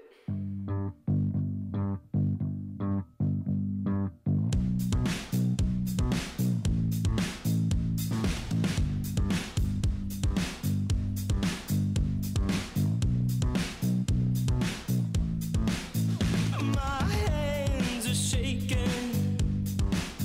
There's something between my rib cage that is resonating. The very thing that is keeping me here is hesitating. I'm lost in the light and I'm losing my view on the people I'm facing. If purpose is found where your passion meets posting, my heart is I'll race it. I'll race it. So lock your eyes. There's a place to start.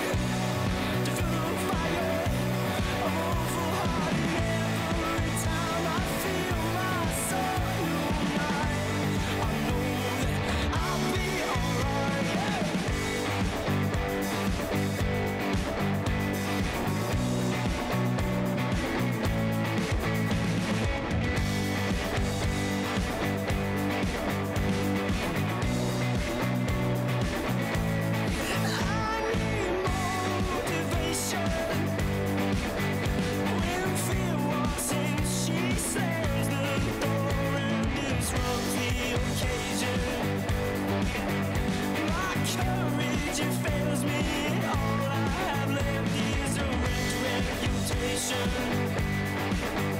I'm in need of a revelation.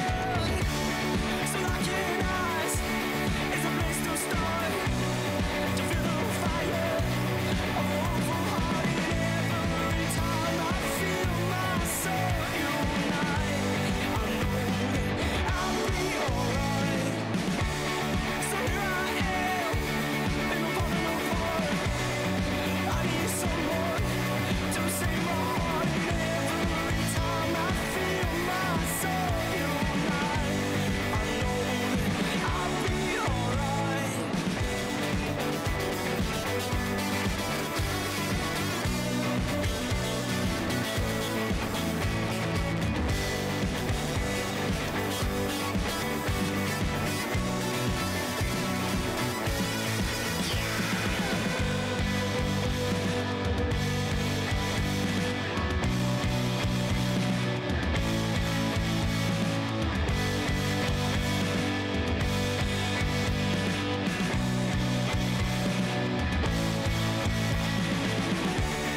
So lock your eyes. It's a place to start. To feel the fire. Every time I feel my soul unite, I know that I'll be alright. So here I am, and I'm falling apart. I need someone to save my heart.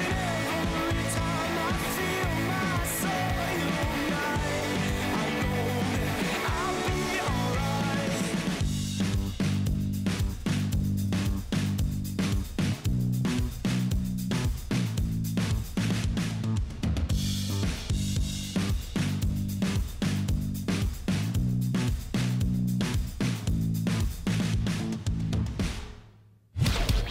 Three, two, one. Let's go, let's go, let's go. The Morning Invasion with Dex and Steve-O. These guys, they sell a lifestyle.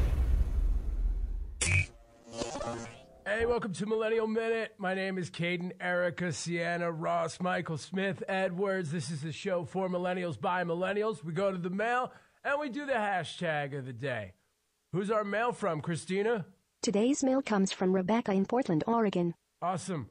All right, cool. And what does she have to say? She says, "Hi, Caden. My boss came up to me at work the other day and asked what I was doing when I was obviously doing nothing. I said nothing, and he told me to get back to work. That is like literally the worst I have ever felt. Is this literally the meanest thing you have ever heard? That's literally the meanest thing I've ever heard in my life. Absolutely. So passive aggressive. And that brings me to our hashtag of the day. Stop boss bullying. We're never going to stop these bosses asking us what we're doing when we're obviously doing nothing if we don't hashtag stop boss bullying. Thanks for joining us on Millennial Minute. Check us out next time. I'm Caden, Erica, Sienna, Ross, Michael, Smith, Edwards. Wow. That's my new favorite thing ever. That is the worst show I've ever heard in my life. Are you kidding me? We must combat this. I don't know, man. I would listen to that every day. That is stupid and why this generation is terrible. I want more.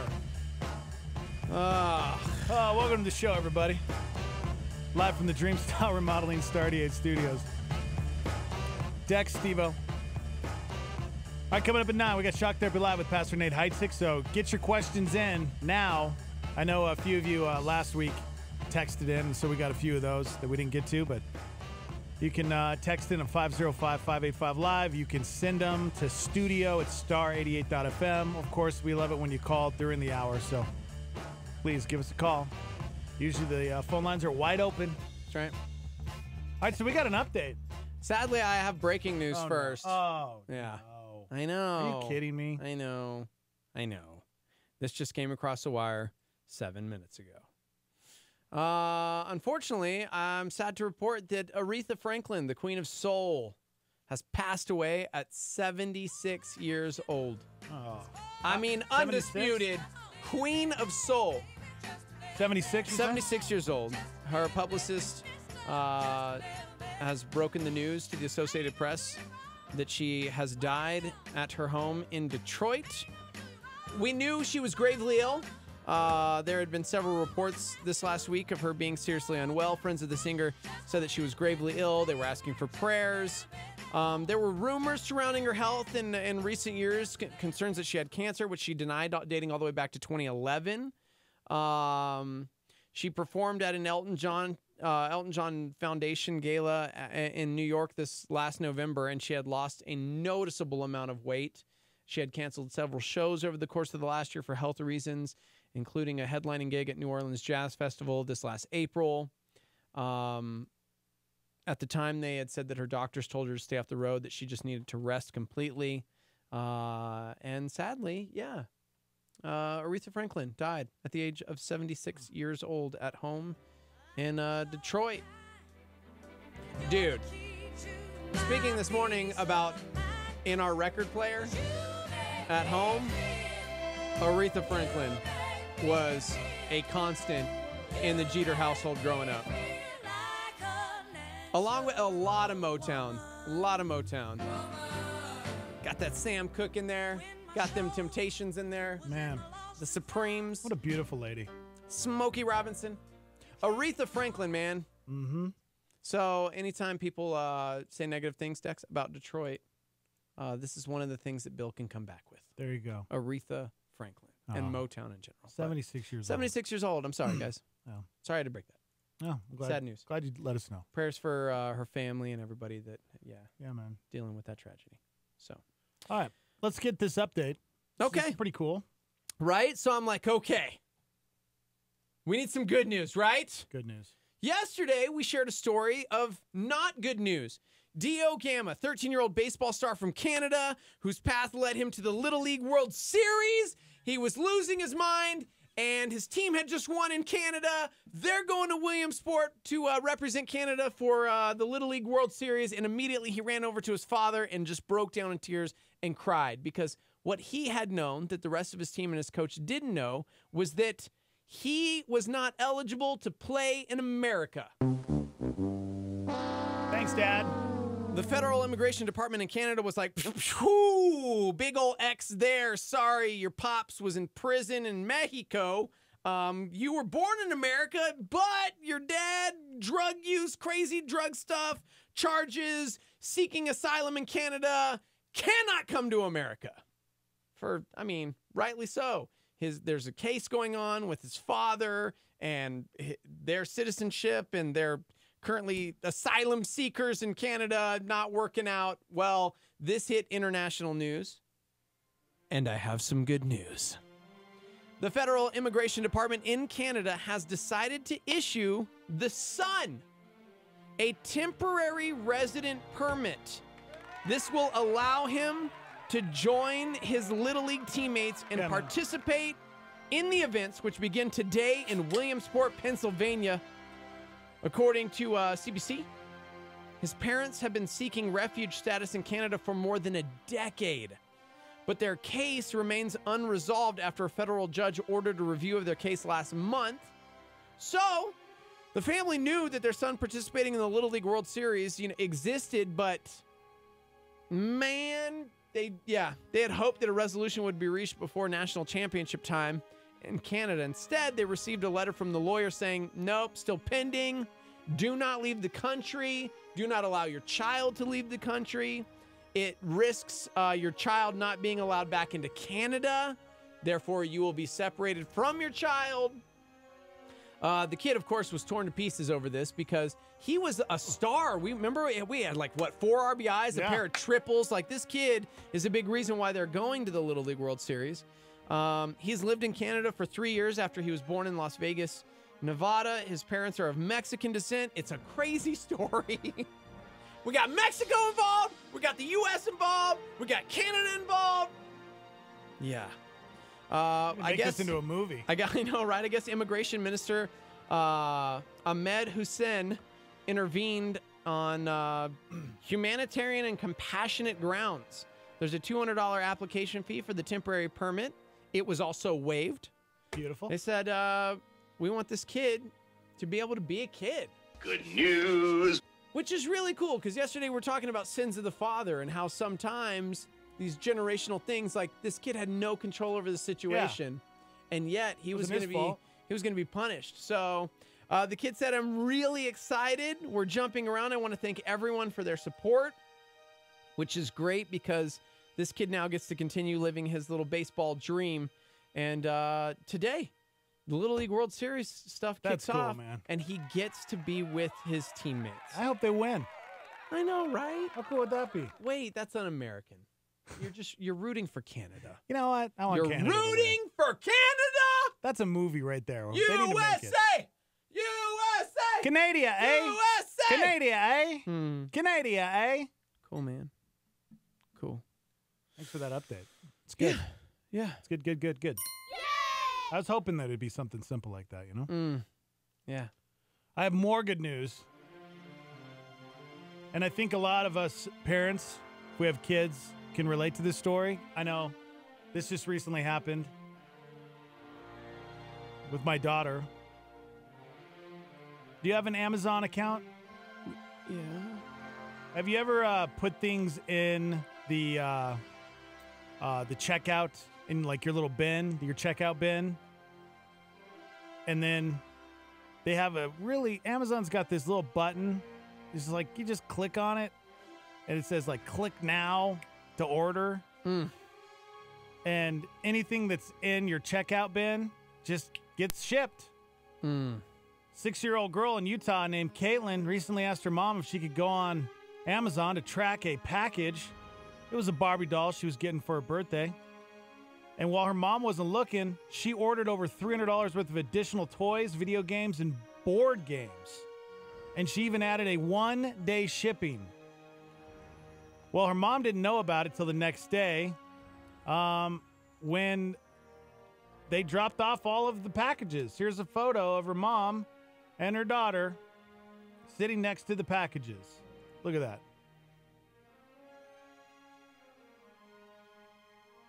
That's it? That's the whole story? No, it's not the whole story, dude. You paused. You just Matt Gentry'd me, dude. You just totally Matt Gentry'd me. It's not the whole story. I wanted you to look at the photo first. The daughter ordered all of those packages. She ordered all of those? Yes, you weren't listening. She did the 1-day shipping. She ordered $300 worth of toys. He doesn't listen. He's Matt Gentrying me. But here's what's great. This mom didn't send the packages back to Amazon. They decided to take all the toys and donate them this to is the better. Children's Hospital. This is a better story. This is where This is a Caitlin better stayed story. for a week as a baby. So all the toys are going to sick kids. Okay. And they're letting her keep the original Barbie doll they I'll ordered. give which you that. I don't know. I'll give you that. I would have taken that Barbie doll away. Apparently, she did get kicked off the internet for a month. So I guess it's kind of the new version of, like the 2018 version of getting grounded. So no internet for you. I don't know. I thought it was pretty cool. Obviously, you didn't. So you go right ahead. Matt? Gentry? Go ahead. I'm just saying I thought it was going to go bad. Mm-hmm. Here's why. Welcome to 2018, where entitled child does something outlandish and stupid, and parent, rather than discipline them, rewards them and says, oh, baby, it's your birthday. Here's $300 worth of toys. Yeah. I was expecting the terrible ending. No. I'm just looking at this little girl, and the packages were taller than her, and I'm going, no. Yeah. Yeah, she ordered $300 worth No. of it. And she did it on purpose, too. It's not like she did it on accident. She did it on purpose, little brat. Yeah. My daughter recently did this. She did this. We had, I think it was around $350 worth of stuff in the Amazon account, and she accidentally ordered everything. Yeah, that happens. It happens all the time, actually. Yeah. Amazon needs to change that thing. Anyways. All right, since you're not going to pay attention, I guess we'll just go to break, and we'll just maybe I'll go to Sopo and get one of those. We got a text in on the live line, 505-585-LIVE if you'd like to text in. That's 505-585-5483. Our boy Mark in Tucson sent us this. Shout out to the Tulsa, Oklahoma Police Detective Division. They posted a photo this morning of a pair of officers taking a selfie with a cell phone and posted it to Facebook. Whose Facebook? The guy they were chasing that got away. Oh, my gosh. It says, Dear Mr. John Wood, and they tagged him. You may have lost us jumping those fences, but you dropped something. You can pick up your phone at the Tulsa Police Detective Division, 600 Civic Center, Tulsa, Oklahoma, 74103. We'll see you soon. That's hilarious. They're all smiling. Gosh. Oh, man. What I wouldn't give Listen, to be guy. there when the criminal sees that. Dude, just rocking a selfie hard. I love it. Beautiful. Well done, Tulsa Police Detective Division. They worked really hard to crack that case. Right? Yeah. All right. More good news? More good news. This is a good news segment, okay? Oh, gross. This is not good news. Why is this not a good Because, news? listen. People want to know how to live longer. We are on the education band. One of our roles here as disc jockeys, if you will, on the Morning Invasion. Probably I prefer personalities. Is to educate. One way we can educate is health, well-being, good lifestyle choices, helping people to be, fit, health conscious, so that they can live longer. Like this woman who is celebrating her 101st birthday. However, people are going to think, because if she lived this certain way, they too will live to 101 by making some of these choices. Mm-hmm. Dex, tell us where she celebrated her birthday. Her name is Ruth Parker. Uh-huh. And she's celebrating at Taco Bell. Because, well, she actually attributes her long life to eating Taco Bell every week. Here she is. I feel all right for being 101, I guess. They said we don't sell coffee, but one of the help brought instant coffee will make you a cup. No matter what, we all know Miss Ruth, and we all make her a part of our lives, and we talk to her. Look at that. We just love her to death. And Becky is a doll. She is a She's like best friends with everybody at Taco Bell. Oh, whatever. We'll She see her called her at the 100 help. Did you hear that? She called her the help. Well, one of the help made me an instant coffee. 101st birthday. She lived in a different time. Yep. She called the Taco Bell lady the help. Yeah. I saw that movie, man. I'm just saying. She says nacho fries. That's why I'm 101. No, she did not. She did not say that. Oh, wait. She's hooked on their nacho fries. She also didn't say that. No, she did. She says right now she's, quote, hooked on their nacho fries. She actually did say that. She did say that. Yep. 101, man. Gross, dude. Beautiful. I'm telling you. People have all these weird stories and they live into certain ages.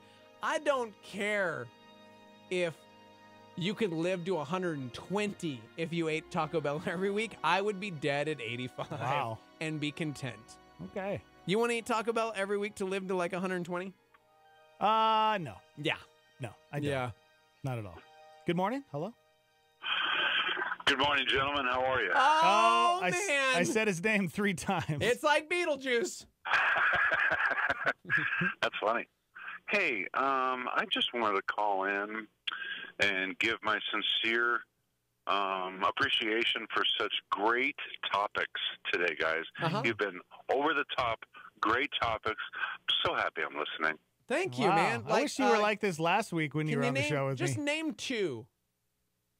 Name 2 topics? Yeah.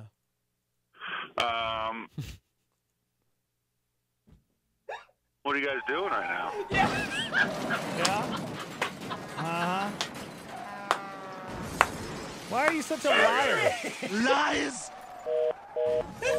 Gosh, man. Who's Gentry?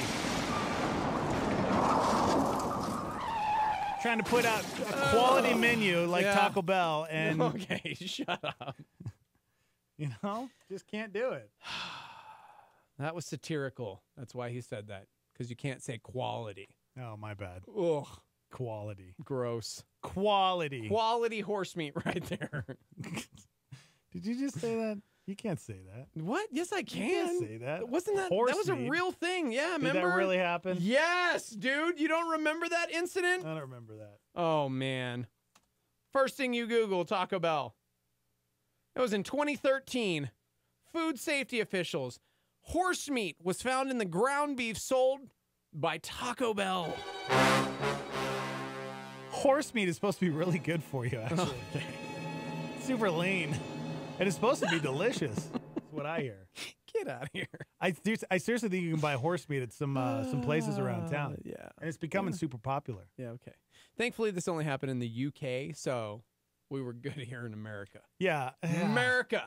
It's where our forefathers, they left that nation because they were like, we refuse the right to eat horse meat.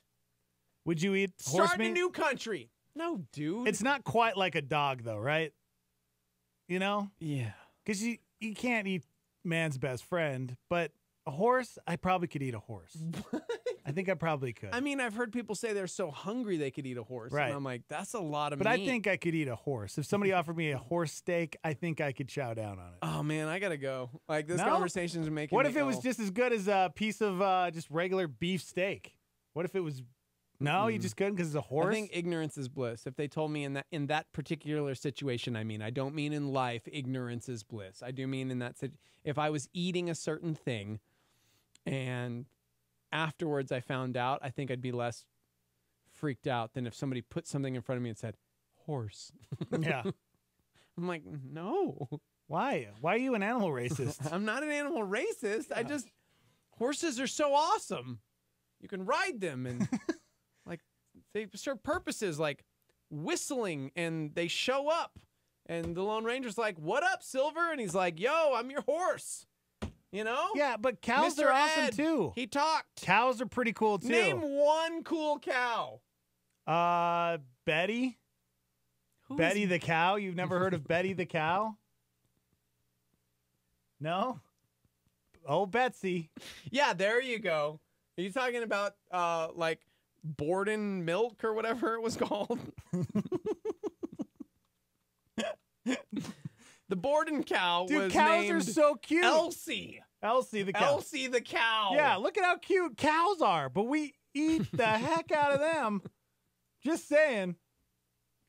But a horse? No, we won't touch a horse. But a cow? We'll eat it all day. We'll eat elk. We'll eat deer. Hey, there are multiple people chiming in on the live line and on YouTube, on Facebook, everywhere. At Star 88 FM. Aaron's like, I got you. Yeah. Actually, Thebe says PETA encourages eating horse meat so the old mares don't get mistreated. See there? Other people said, oh my gosh. Yeah, okay. I'm the weird one, apparently. Somebody had horse salami when they were in Hungary. Normal thing over there. It's not bad, actually. Yeah, I heard horse meat is actually pretty good. My bad, guys. Sorry. Yeah, we'll eat, it's weird how we'll eat different rodents. Rodents are fine except a squirrel. Like, people won't eat a squirrel. Name a rodent we would eat. What's that? Name a rodent we eat. I was just thinking. It's like you guys are all down to eat all these rodents, but a squirrel is weird. Just name a rodent. Yeah, I can't. Thank you. Good. Thank God we're up against a break. I guess people do eat squirrels, too, in the South. That's like kind of a good delicacy. But I've never had a squirrel. But I wouldn't eat a squirrel. By the way, on the flip side, about 7 people chimed in instantaneously with the Chick-fil-A cow, bro. Yeah, see? Yep, we have no problem. Who was it? Was it Tam? Was she the one who realized, who was it that realized that Chick-fil-A, that they weren't eating cow, they were eating chicken? Like, they just assumed they were eating cow. Somebody in my life recently just realized that they'd been eating chicken and that Chick-fil-A doesn't, because of the cow as their, yeah, seriously. There's somebody in our lives. I'm willing to bet it was Tam. I think it was Tam. I'm willing to bet that was Tamara. Sorry, Tam. Yeah. I think it happened. Yeah. Mark says, let's move on. Thank you, Mark. And with that, guinea pig is a delicacy in Peru, by the way. So, ooh, guinea pig? Well, we used to have to. Science class. Did you ever have to dissect a guinea pig instead of a frog? No. We did guinea pigs. All right, we got to take a break. We're live from the Dreamstyle Remodeling Star 88 Studios. Get your questions in. Shock Therapy Live is coming up at 9 with Pastor Nate Heitzig. We'll be right back.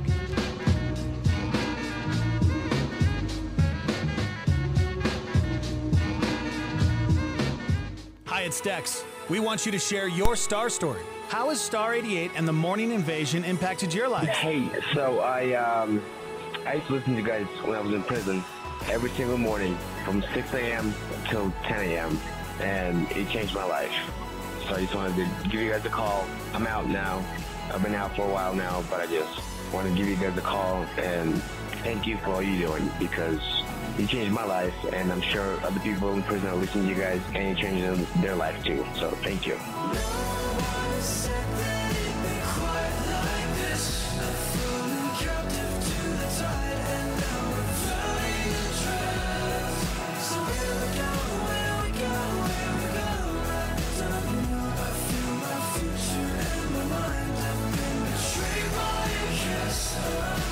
We want to hear your star story. Call us now, 505-585-LIVE. That's 505-585-5483.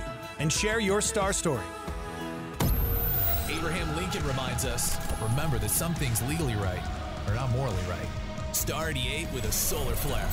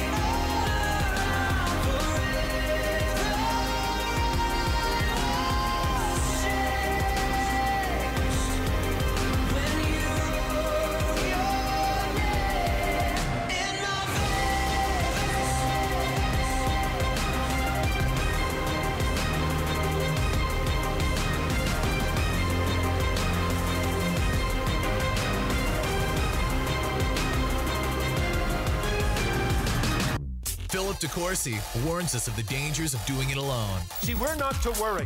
That's what Jesus is going to argue. And the context was a discussion he had with his disciples about material possessions and their significance in life, what value we put on money, clothes, houses, things.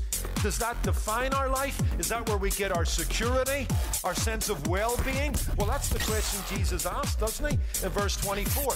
No one can serve two masters, for either he will hate the one and love the other, or else he will be loyal to the one and despise the other. You cannot serve God and mammon, or you cannot serve God and money. You can't be loyal to Jesus Christ and pursue in a greedy manner material things. So the question Jesus asks before he gets to the issue of worry is money going to be your God, or is God going to remain your treasure? That's your PowerPoint on Star 88. Hey, what's going on in the news today? Former CIA Director John Brennan will have his security clearance revoked as the Trump administration publicly questions his objectivity and credibility. More fallout from the report on child sex abuse by priests. The Catholic Church used what amounted to a playbook for concealing the truth. Students arrived for the first day of school at Marjorie Stoneman Douglas High School to find their school transformed into a secure fortress. There's a fine line between security and overprotectiveness. There was panic at the beach in Truro today when a shark bites a swimmer. Good Samaritans pulled this 61-year-old man from the water. About 80 cars were torched overnight in Sweden by masked vandals. A new report found that popular breakfast foods and cereals contain a chemical that can be linked to cancer. An airport operations van and a plane nearly collided at the Springfield Branson National Airport recently. The driver of the van said he and two other airport employees were headed to a barbecue.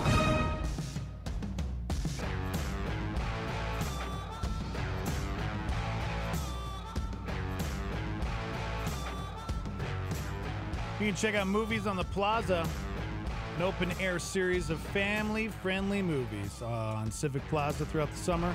Ends in September. It's free. I guess movies start at 8 p.m. And following the conclusion of the live music from ABQ Foods Fridays, you guys can have dinner prior to the show.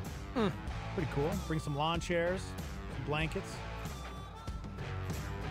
Good morning, everybody. Coming up here, almost 20 minutes away from Shock Therapy Live. Get your questions in. Studio at star88.fm. You can also call us when we kick off Shock Therapy Live. Can't wait. Pastor Nate Heisig. I'm okay. I'm all right? Woo! Yeah. I'm all right. My heart's been hurting ever since I heard about Mark, his heart attack in his 40s. Right? Gotta be careful, man. No, runs in my family. Well, on the flip side, a woman celebrated her 101st birthday recently, and she eats like you. So, yeah. Actually, you do a really good job. Yeah, I don't eat You're eating that much. anymore. You're eating much better. You know, I don't do the fast food that much more. I do everyone. You know what? I did go through a drive-through last week. Yeah, I mean, I did. You're okay. But every once in a while, I'll splurge on it, and it just doesn't taste as good anymore. Yeah, it's not as satisfying. Now I have to like cook everything. and- we barbecued last week. It was really good. I Come on, prep it all out. just takes a long time. I gotta wait for the Petersons to get done cooking dinner for me. every Right? night. Oh my gosh! It's like being a little kid again. So hard, guys. We got wings last week, guys. Dear Mr. Peterson, totally cooked those, and I'm like, these are amazing. Yep. I want to do these on my grill. Right now, I've been doing drumsticks. It takes about 30 minutes, and I'm like, oh, but they're amazing drumsticks when they're done. And so, dude, you got to tell me how you did this. And it's like, well, I bake them for 7 hours at 100, and then I take them out and flip them, and then I do this and oil them and blah. And 23 hours later, we have wings. And I'm like, never mind. Yeah. I don't care that much. They're so delicious, though. You don't have like an option where I can just microwave them. so delicious. They are so delicious. Mm. They are definitely that. Oh, so good. I'm hungry. Me too. Moving on. All right, I got famous products that turned 50 this year. Oh, I like this. True or false? Don't look over here. Okay. No cheating. Okay. All right. Hitting the half-century mark in 2018. 50 years. Speaking of Bill. Right? Hot Wheels. Huh. Hot Wheels. Wait, I thought you were going Are to they turning 50 this year? Oh, this is a true or false? Yeah, true or false. Sorry. 50? 50. I'm going to say false. I feel like they're way older than that. Oh, okay. So that's how this game's going to go. That's right. Okay. Matchbox cars were first. A company called Lesney launched them in 1953. Then Mattel came up with Hot Wheels in 1968 to compete. Now they own both brands. Interesting. Is the Whopper turning 50 this year? Oof. How old is the Golden Arches? Because The I feel like Mickey D's came first.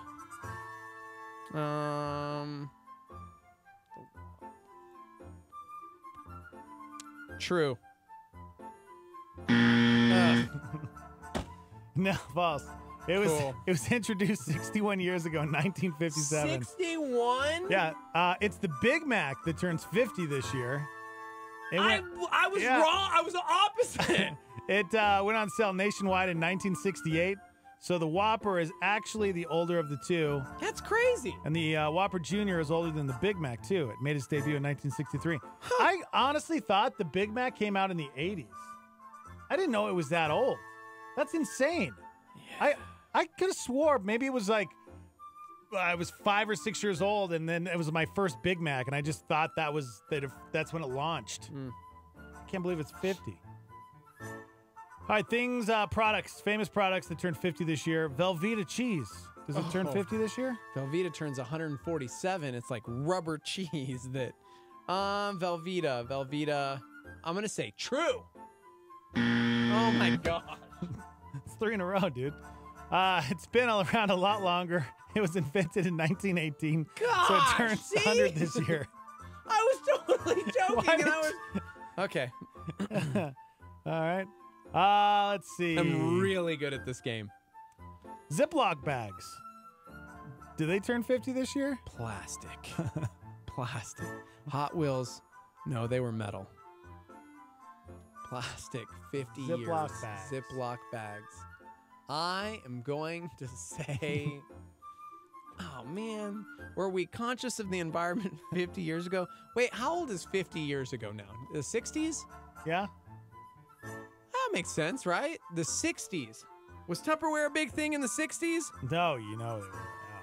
True! Got one, dude. They were developed by the Dow Chemical Company and introduced in 1968. Yeah, 1968 would have been 50 years ago. Okay. All right, the beanbag chair. Is it 50 years old this year? False. False.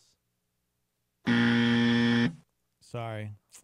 It is 50 years old this year. The first beanbag chair was called the Sacco. A group of Italian designers came up with it and went on sale in 1968. Sacco, The beanbag. Did you ever have a beanbag chair? Remember when those giant, like what they call them, love sacks? Did you ever have a love sack? They're huge, like giant beanbags. I never had one. I did. I wanted one. They were cool, and then they're kind of like, I don't know, are these comfortable? I don't know. Okay. 50 years old, man. How old do you feel now?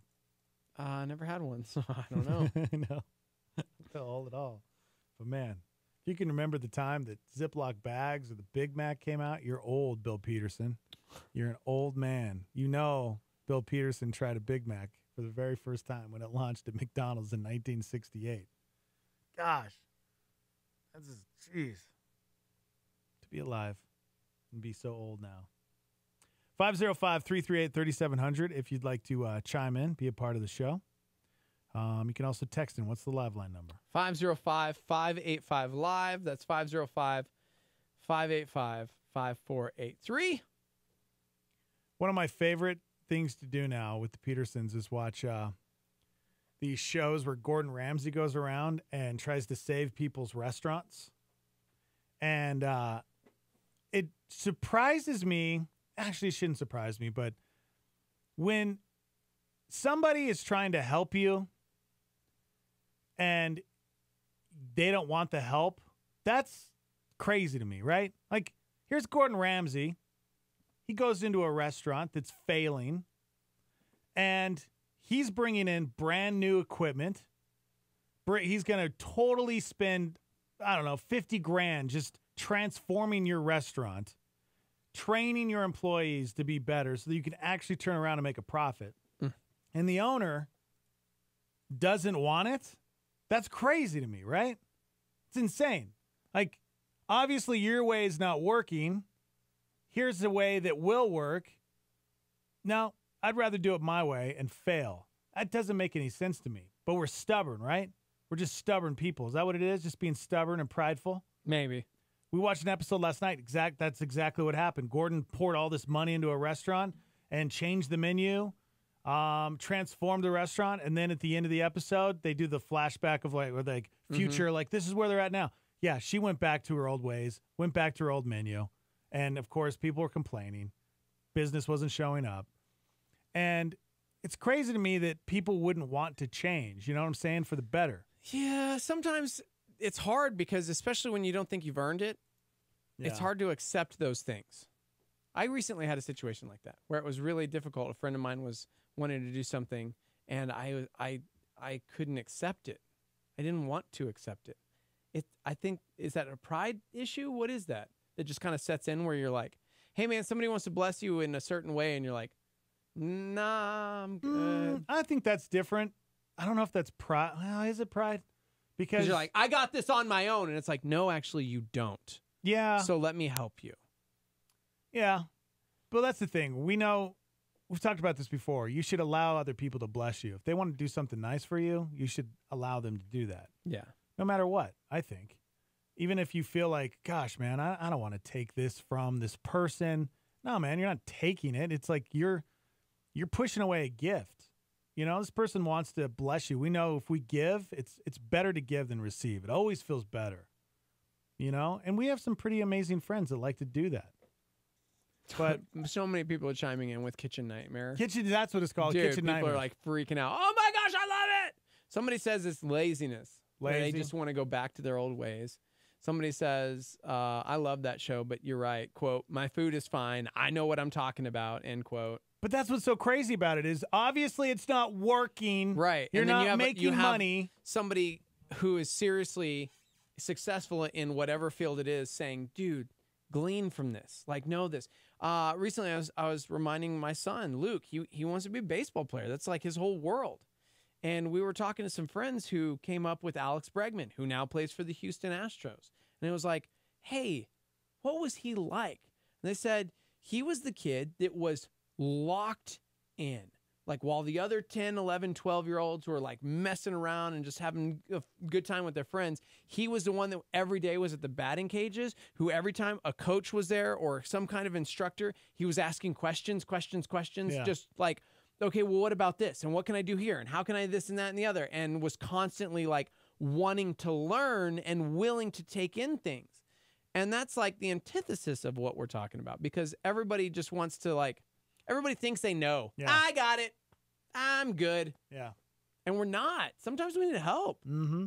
I mean, a lot of times we need help. Yeah. Yeah, I mean, it makes sense. It's in our very nature. We're stupid, selfish human beings. Yeah, I guess. With all that said, this leads me to this story. Jim and Leslie Parson, they own a little fast food joint called Bolly's Famous Franks in Waterville, Maine. Uh-huh. They've been around since 1962. They bought it about a year ago. Okay. And they just made a pretty big change. So this Jim and Leslie, they didn't own it. They bought it a year ago, but this establishment has been around since 1962. They decided, let's switch from crinkle cut to straight fries. Their new fries are about the same size as the ones at McDonald's. They said they did it because the machine that does the crinkle cutting keeps breaking down and the blades are super expensive. Makes sense. So we need to make a change. Well, they made the change and the customers freaked out. I'm talking, they described them as, quote, disturbing and hostile. Like, the customers are furious. They had people yelling at them. They had people swearing at them. Jim even had one guy try to fight him. Oh, my gosh. And now the Parsons are asking for people, hey, can you just be peaceful? And we're not switching back. Over a French fry, Over man. a crinkle cut fry. They went from crinkle cut to straight fries. Imagine if Chick-fil-A decided to get rid of the waffle and go with the straight. I'd lose my mind. Man. I'd lose my mind. Right? This establishment since 1962 has been throwing down the crinkle cut fries. And then these new owners come swooping in and they're like, we need something cheaper. And that's kind of like in the episode I watched last night with the Kitchen Nightmares. This woman, back in the day, they used to be great. Well, she decided at some point, you know what? I'm going to start using canned cheese. And I'm going to start doing microwavable things. And it's just like, that's when everything just started going downhill. She was microwaving things. She'd microwave calamari. That was the appetizer, microwavable calamari. And I guess that's what's kind of hard about owning a business, too, especially a restaurant, is like you're always trying to figure out how you can cut costs so you can make money, because that's the tough part about that industry is trying to figure out how you can be in the green. Yeah. It's a give and take because then sometimes we just sever the wrong parts. Right. You know what I mean? We're like, okay, what's working, what's not working? Well, this is clearly working. Yeah, but this will save us 63 cents. We're cutting everything. Yeah. And so 63 cents, though, adds sometimes, up over time. okay. I mean, just saying. Yeah. Yeah. Somebody said, wow, people are so fat. Freaking out over food is ridiculous. Yeah, but think about it. If you went to your favorite establishment for years, let's just say it was Chick-fil-A, because they're known for their fries. Like the number one selling thing on their menu is the fries. Is that real? It is. Okay. I'm not. And they decided to change their fries to straight fries. Yeah. I think people would lose their minds. Sure. Because that's what you love. That's what you are accustomed to. Like That happened to Burger King. Do you remember that? They had the they new changed fries or whatever. They changed them and people lost their minds. Yeah. But they were like healthier and cheaper options or something like that. And it was like, nope. Yep. People lose their minds over that stuff. It's super weird, but I don't know.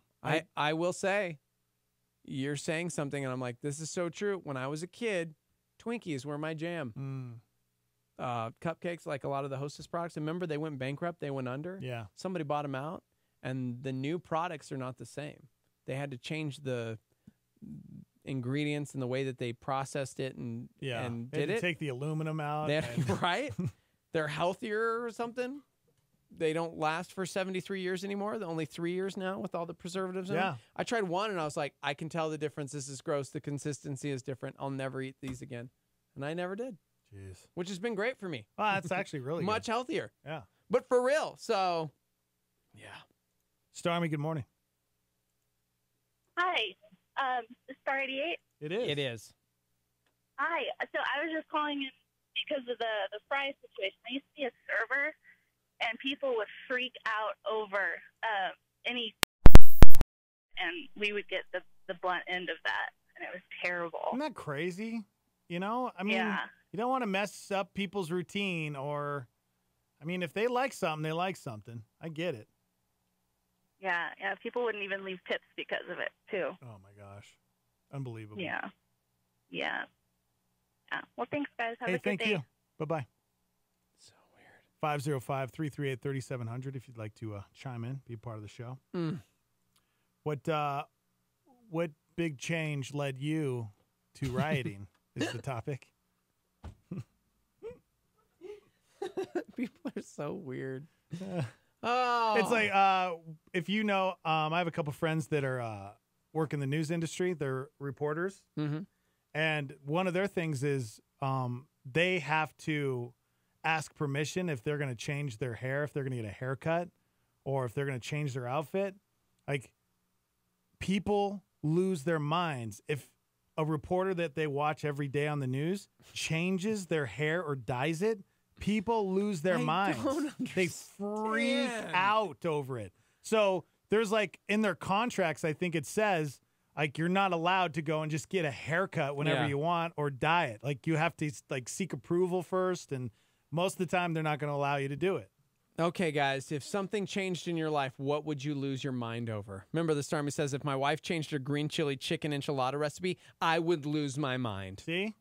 Somebody else said, I'm just imagining Steve-O being the guy freaking out about French fries. No! No, dude! You bring back my old fries right now! I will fight you to the death! Those are crinkle cut, and I need them! I don't care about French fries. I'm trying to think if there's like a fry in my life that I need. Sweet potato fries is my jam. Oh, those are so good, though. Okay. Good morning. Hey, good morning, guys. I'm just calling up randomly. What's the question? What is something that if it was cut from your life, you would riot over? Oh, shoot. Yeah. So much. Yeah. Internet. Okay. Xbox. Yeah. Okay. YouTube. Wow. Football. Yeah. Cars. That's what I'd like to see. I'd like football, just NFL shut down. I'd like to see how everybody would react. Oh, man. I'm not an NFL guy. The whole kneeling thing turned me off. I like my NCAA. Okay. All right. Okay. There you go. Yeah. Thanks, dude. Dude, thanks for calling. That what was else was there? wow. Women. Wow. Women, Okay. yeah, you Well, riot. Okay. Yep. Yeah, I would riot over that. Coffee, I'm sure for coffee. Sure. Take my coffee away, you'd riot. Okay. Oh, can't take my guns. Yep, guns. Good call. Cars. Think you, dang. you said Okay. everything now. Exhausted them all.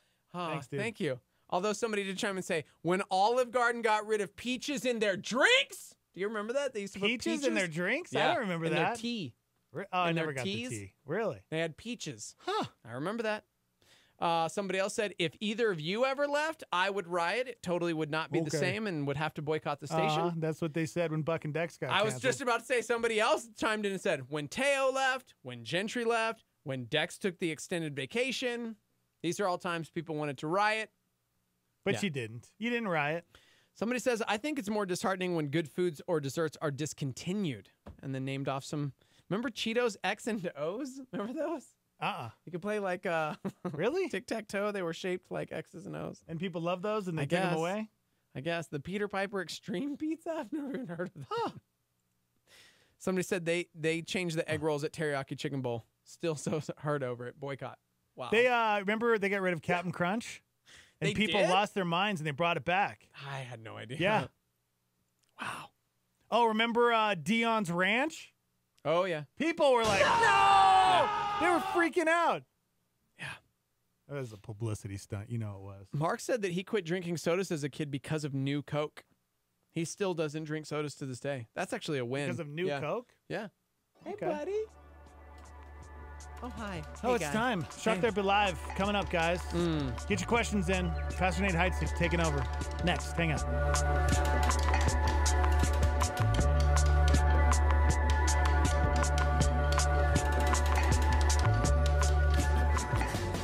This is Groundwire with Sean Dunn. The door shut behind me normally, but within seconds I heard it locked from the outside. Confused, I stood there in my friend's garage knocking on the door. Then I heard my tormentors laughing. They were standing behind me outside the window with their BB guns in their hands. As they began to shoot into the garage, they made it a point not to hit me directly, but they enjoyed seeing me panic in my vulnerability. That episode simply added to my insecurities as a young man and feelings that I was all alone and awkward. Back then, I used to think that I was the only one in the world who felt isolated, lonely, and picked on. But now I realize that I felt what many others feel. So many people in this world walk through life feeling like something is wrong with them. They've been hurt by people that should have protected them, and the verbal jabs that they have experienced have worked to effectively strip them of their dignity, confidence, and esteem. However, I've also come to realize that there is someone who does care. When you feel like you can't go on and the world's attacks are too severe, you can be assured that the garage door will open and God will rush to your aid. To find out more, click on groundwire.net. Groundwire.net. A Star 88 Supernova. Here's Rick Warren. When you get to heaven, you're going to do 4 things. You're going to love God, so he wants you to practice here. You're going to love other people, so he wants you to practice here. You're going to grow spiritually, so he wants you to practice here. And you're going to serve God in heaven, so he wants you to practice here. Now, one of the ways you can serve other people is by serving them financially.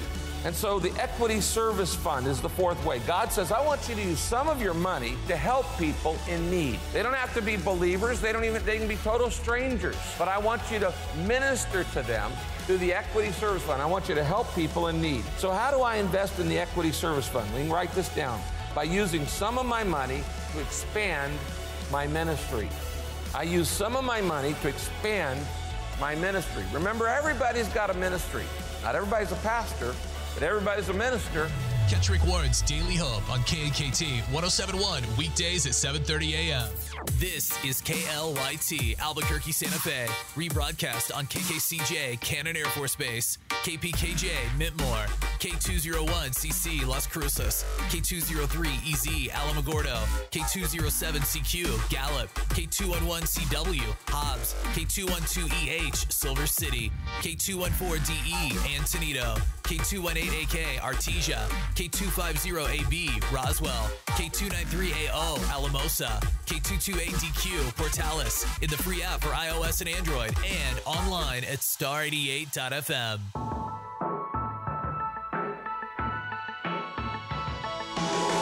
I know we could live forever, even if the good die young.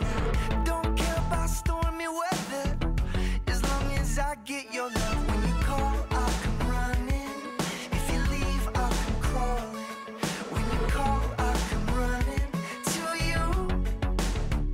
And where have you been all my life? She said, I know when you're around, everything's gonna be alright. Everything's gonna be alright. Everything's gonna be alright. Everything's gonna be alright. Let me take the world off your shoulders. Let me take the weight off your chest.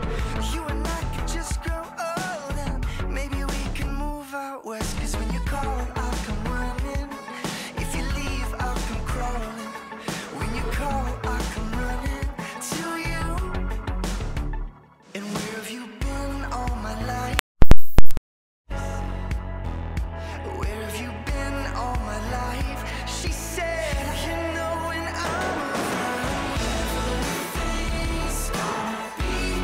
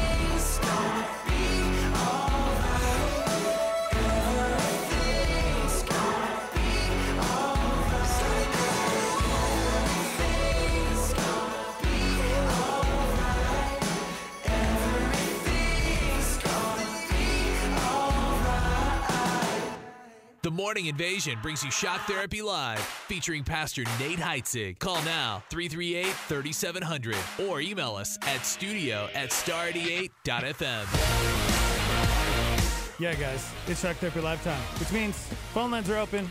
They're usually Boom. open throughout the whole hour, so.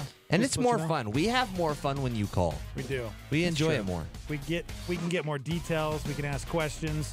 505-338-3700. Also, we got a live line you can text in. What's that number? 505-585-LIVE. That's 505-585-5483. But if you call in with theology questions, you will be shut down. Whoa. Yeah, we're gonna We've get done it on before. You shut that person down last week, man. I kind of felt bad, but Yeah. not really.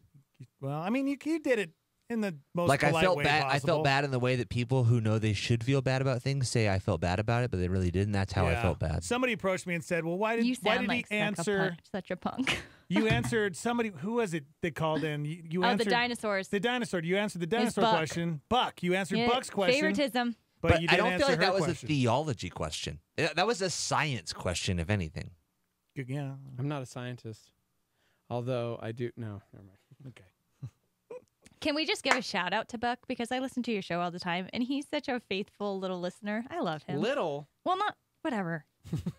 Whatever, y'all. He's a beautiful man. Now, Hey, I'm so sweet. I glad to love see that. you guys today. Can I just say that? I'm not even being funny in any way, shape, or form. Aw. Like, I'm so happy to be, be alive. existing right now Yeah. that I was really, really, really mostly bummed last week because Thursday I was like in bed not being able to move, and Thursday's my favorite day of the week. I said that this It's morning. because you get to see us. It is. It really is. Thursday's my favorite day because it's like B-Nix in the 7 o'clock hour and Shock Therapy Live, and it's seriously my favorite day of the week. So I was fun. just like depressed last week. You So said that it's to good to be B-Nix here. this morning at 7. So now I just want to clarify really quick for everybody Still Thursday. who's listening why we don't do theology questions. Yeah. Because growing up, I've always heard call-in shows with pastors, There's and a what they billion of become is a stump the pastor show. Yeah. Yeah. Like, I want to ask the pastor a question that he can't answer. And that's what it becomes, like ask the pastor a stump the pastor question. And that's not what the show's about. And so, we want to talk about, now,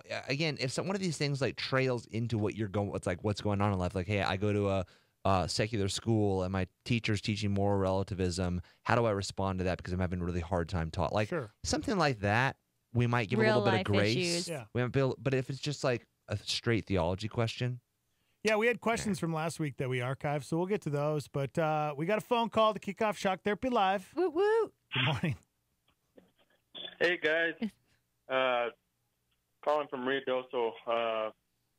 Just something pretty. I don't know, theology or therapy wise. I'm not gonna say it is theology. It's, anyways, I'll tell this you if year's it's been theology. crazy with a lot of death, man. Regarding in the family, in my family, best friends. I mean, just within the last 2 months, man, I've lost 4 close people. Oh my gosh. Sorry. And I just want to. I mean, I'm a believer in God. I have faith. I mean, I'm born again Christian. But what does how does somebody that's, I mean, people say all the time, it's your when it's your time, it's your time. I mean, but do people put themselves in a position to be more at risk for death? Or Yeah, I mean, I think they do. You know, but, 100%. And I think part of this idea of when it's your time to go is your time to go. Everyone is going to die at some point. Now, by the way, this theology of when it's your time, it's your time. It's not a theology that's taught in the Bible. We have a lot of verses that people will quote, well, no one knows the day or the hour when they're going to die, but God does. Well, that verse, no one knows the day or the hour, is in reference to the coming of Christ, the second coming of Christ.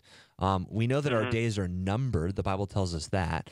And I would also challenge that we have a time that we're going to die, but the reason that time is there is because of the foreordination and the foreknowledge of God. So really what you're getting into with some of this question of like, man, like, do we all just have a time we're going to die and we can't do anything to avoid that? Well, yes, but it's not in the way that you think of. So when we talk about God and the sovereignty of God, we talk about two things: foreknowledge and predestination, foreordination and foreknowledge. These and how they intertwine to a certain extent is beyond our understanding. But the Bible says that those whom he foreknew, he called. Those whom he called, those whom he foreknew, he predestined. Those whom he predestined, he called. Those whom he called, he justified. Those whom he justified, he glorified. That's this verse idea. And so that gets into this understanding of who God is. And so the way I like to explain it to people from a very elementary term is, let's say we were going to have a Super Bowl party the day after the Super Bowl, and we recorded the Super Bowl. But I watched it in advance. Now I have foreknowledge of what's going to happen. So then I can, when watching the Super Bowl with you, say during the second quarter at 4 minutes and 10 seconds, Tom Brady's going to throw a touchdown I can give you an exact predestined determination of what's going to happen, but I did that because of my foreknowledge. So when each person has a day or a time they're going to die, that's because of the foreknowledge of God. God didn't choose to a certain extent of, I'm going to kill this person on that day and this person on that day, and that person's going to die of a drug overdose. But because of his foreknowledge, each one of us has a time that we're going to die because of the foreknowledge of Christ. Does that make sense? Yeah. I mean, I know it's kind of like God knowing is it a premonition? It's not a premonition. It's so you have to keep in mind, God exists in a space outside of time. And so because of that, we have time very linear, that it's on a line. It's not on a line to God. So God sees the beginning and the end all at once because of the time and the realm that he's in. And so because of that, it's not a premonition. It literally is foreknowledge. He's seen it happen. Okay. But for us as humans, I mean, do we all have a chance to, as a non-believer, say, out there, do they have a chance to call out to God? Of course. At their last moments, because a lot of people they know that. Well, think of the thief on they feel that they're going to die.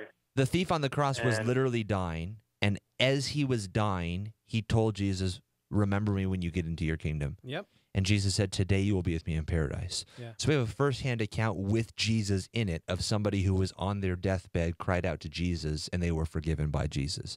So there's always time until there's no time. That's the way I like to tell people. There's always time until you don't have any more time, and it's gone. God is an incredibly gracious and forgiving God. It can't be a thing, though, like once you die, like on your way up to the pearly gates, you're like, "Oh, Lord, forgive me for all my sins. Bye." Once you're dead, the chance has run out. And so is there always an opportunity for people? Yes, as long as they're living here on earth. There's an opportunity for people to ask for forgiveness, be forgiven by the grace of God, and go to heaven. Okay. Hope that All helps, right, man. that clears up a little bit, yeah. Right yeah. on, dude. And I would just say, one of the things you said, can people like rush the plan of God? Part of the question, the very question of that, like, so should we just live stupid? Like, if we've got a time or a day or an hour where we're going to die, we just do dumb stuff. No, you can't, because you got to keep in mind that's a misunderstanding of that foreknowledge of Christ. So you're like, great, my day or the hour, whatever, I'm just going to do whatever I want. And then you end up killing yourself. Well, that was your day and the hour that you were going to die. Yeah. You didn't rush it because you have a misunderstanding of the foreknowledge of God. So of course we want to live sober-minded. The Bible says to live sober-minded, to be mindful, to be wise, to be cunning. So we don't want to live our lives as idiots. But we can't, because of the foreknowledge of God that I just explained, we can't do anything that's going to surprise God. Like he's like, all right, they're living till 80 years old. What? They just rode a motorcycle into a truck? I wasn't expecting that. Right. So that's where we have this misunderstanding of the foreknowledge of God. God foresaw everything that we were ever going to do. So because of that foreknowledge, it's not a surprise to him. It still grieves him. It still hurts his heart, but it's not a surprise. Okay, so pretty much even though God knows we're going to live till we're 100 years old, don't increase those chances by doing something stupid. Yes. And living in sin. Yeah, 100%. What you're saying, pretty much. Yeah. Okay. Today is the day, bro. All right. Yeah. Okay. All right, man. Hope that helped. Man. Thank you. See you, bro. Okay. Yeah, phone lines are open. Starting it light, man. Right? I'm glad we kicked it out with a phone call, man, because we usually don't seriously. get to do that. Because so. we got a couple. We got a lengthy text and we got a lengthy email, which is actually an update from quote unquote Larry. I don't know if you guys remember the situation of the. I remember Larry. I remember Larry. Yeah. Right, we called him Larry. Can't remember. It was an anonymous about. email, and it was about a husband and wife who've been married for many, many years, and he felt like having sex with his wife was he equated it to rape because she wasn't interested in him. Okay. Got a big old update. Nice. To the STL crew, I'd like to remain anonymous. Sorry, Larry. You're Larry. You're Larry. About a month ago, y'all read my rather lengthy email, dedicated a large chunk of your show to discussing the problem I was having in my marriage. I really can't express how much that meant to me and how encouraging that was. I wanted to give you guys an update. Unfortunately, not much has changed, but I have thought through some things and wanted to share them with you. And I'm always open to your advice and covet your prayers, of course. Following your advice, I approached my wife to talk to her about the current abstinence in our marriage. I asked her if she was okay with the way things were and expressed to her that I didn't want her to feel that our current status meant that I did not love her. She immediately changed the subject, so we didn't get to talk about it, and I have not brought it up since. Strike one. I shared before that I came to the conclusion that imposing my desire for sex upon my wife when she clearly did not want it was rape, and I've really been wrestling with the term since you implored me to remove that term from my lexicon. I'm having a lot of trouble seeing the difference. Was I here this day? I don't remember. Yeah, I think you were, yeah. I'm having a lot of trouble seeing the difference that being married makes in this case. Here's why. First, if when I approach my wife for sex, every fiber of her being is saying no, then is a verbal no really necessary? Is this really consensual if I know how she feels?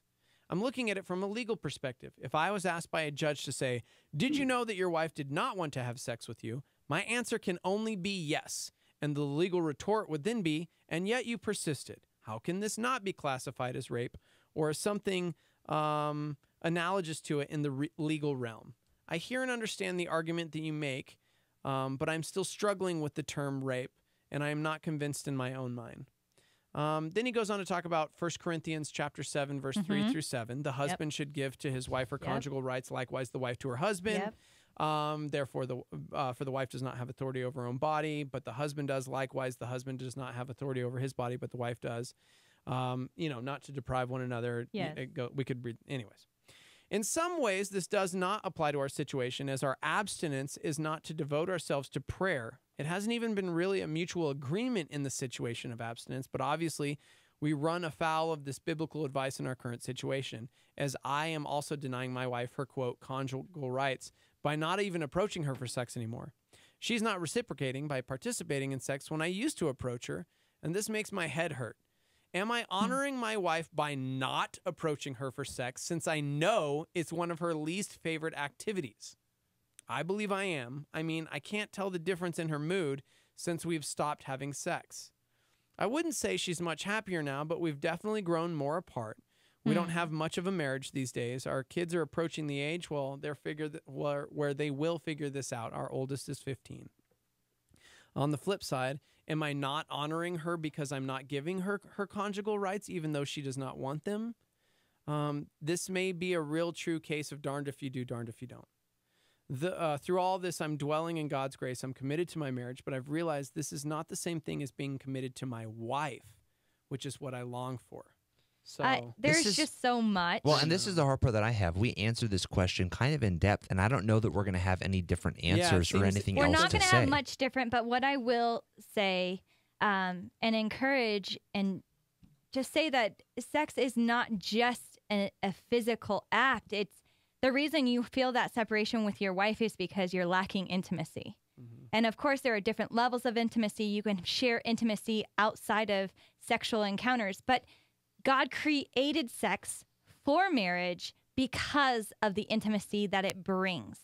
And so I feel like obviously you not pursuing her in that, you're going to continue to grow apart. Yep. And the best thing I can say is sex should never be demanded, but sex should never be withheld. Yeah. And therefore, you both need to come to this compromise and be able to communicate. It's really, I think, sad that you cannot communicate with her without her kind of withdrawing and kind of wanting to back away from the communication. You guys will continue to grow apart until you can have somebody come in and mediate for you guys so that you can have these real life conversations and really pour out your heart to her, because you can say, I don't want to demand something that you don't want to give. But at the same time, her withholding is causing your marriage to grow apart more and more. And so I really do believe at this point in your marriage, you really need to seek counsel and someone to mediate these conversations. And now I will just say this as well, just this whole thing that you're talking about, of this idea of no, and if you were in a court and the judge, and to a certain extent, I think you're overthinking it, and I think it's kind of messing you up in a lot of ways. Now, I know these two scenarios are not the same, so please don't call and say, well, you're saying blah, blah, blah. I understand that, but I'm just making a point here. Marriage is often about, within marriage, we do things we don't want to do because we love the other person.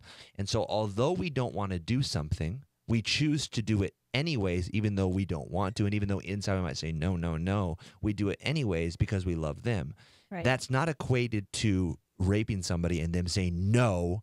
That you cannot equate those two, because even at the end of the day, even if she feels that she doesn't want to, she's choosing to do so because she loves you. Right. And so that's hard for dudes to wrap their minds around sometimes. And this isn't it's more like the laundry and again, or anything else. Sex is a really big area, but this is the case in a lot of areas. There's oftentimes when my wife asks me to go do something like the laundry that I or the don't want to dishes or do, and she can tell I don't want to do it, but I say fine. She's like, what's wrong? Why don't you want to do it? And I'm like, no, nothing. And it's, I don't want to do it, but I'm choosing to do it. Yeah. So this is now, obviously, that's why I said we can't equate the two, sex and that. Right. But you just need to understand that marriage, oftentimes, we do something for the other person because we don't want to do it. We don't want to do it. And if we, so that's really important to understand. Yeah. No, absolutely. I mean, if you went based off of what everybody wants, I mean, you're going to have situations in marriage that it was common where the girl would never give or the man would never give, and the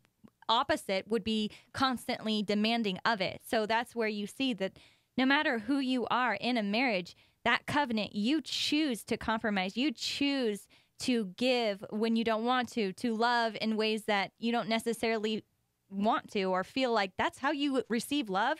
That's why there are love languages and different ways of loving someone. And so you find the way that you can best minister love to your spouse, and you do that. And so for her case right now, I think it is physical touch. It is that level of intimacy. And then you still, with a mediator, need to figure out what is her love language. How can I minister love to her at the same time, or, at a different time of the day, or whatever it is. So it really does come down to communicating. Yeah. It's good. It's interesting. Sorry, the word bondservant just kept popping up this whole time because I'm just thinking about the idea of being a bondservant of Christ. And there are definitely times where there are things I don't want to do within my faith. There have been times in my relationship with the Lord where there are situations where I was uncomfortable or things that I just felt like I didn't want to do, but knew that the Holy Spirit was tugging me or leading me in a certain area. And because of my great love for him and because of that faithfulness, I had to. I mean, that's what we're called to as Christians. Well, and then there's so much from that obedience. Yeah. You do receive blessings from that obedience, whether that's a relief for yourself or you see the joy in somebody else and that brings you joy.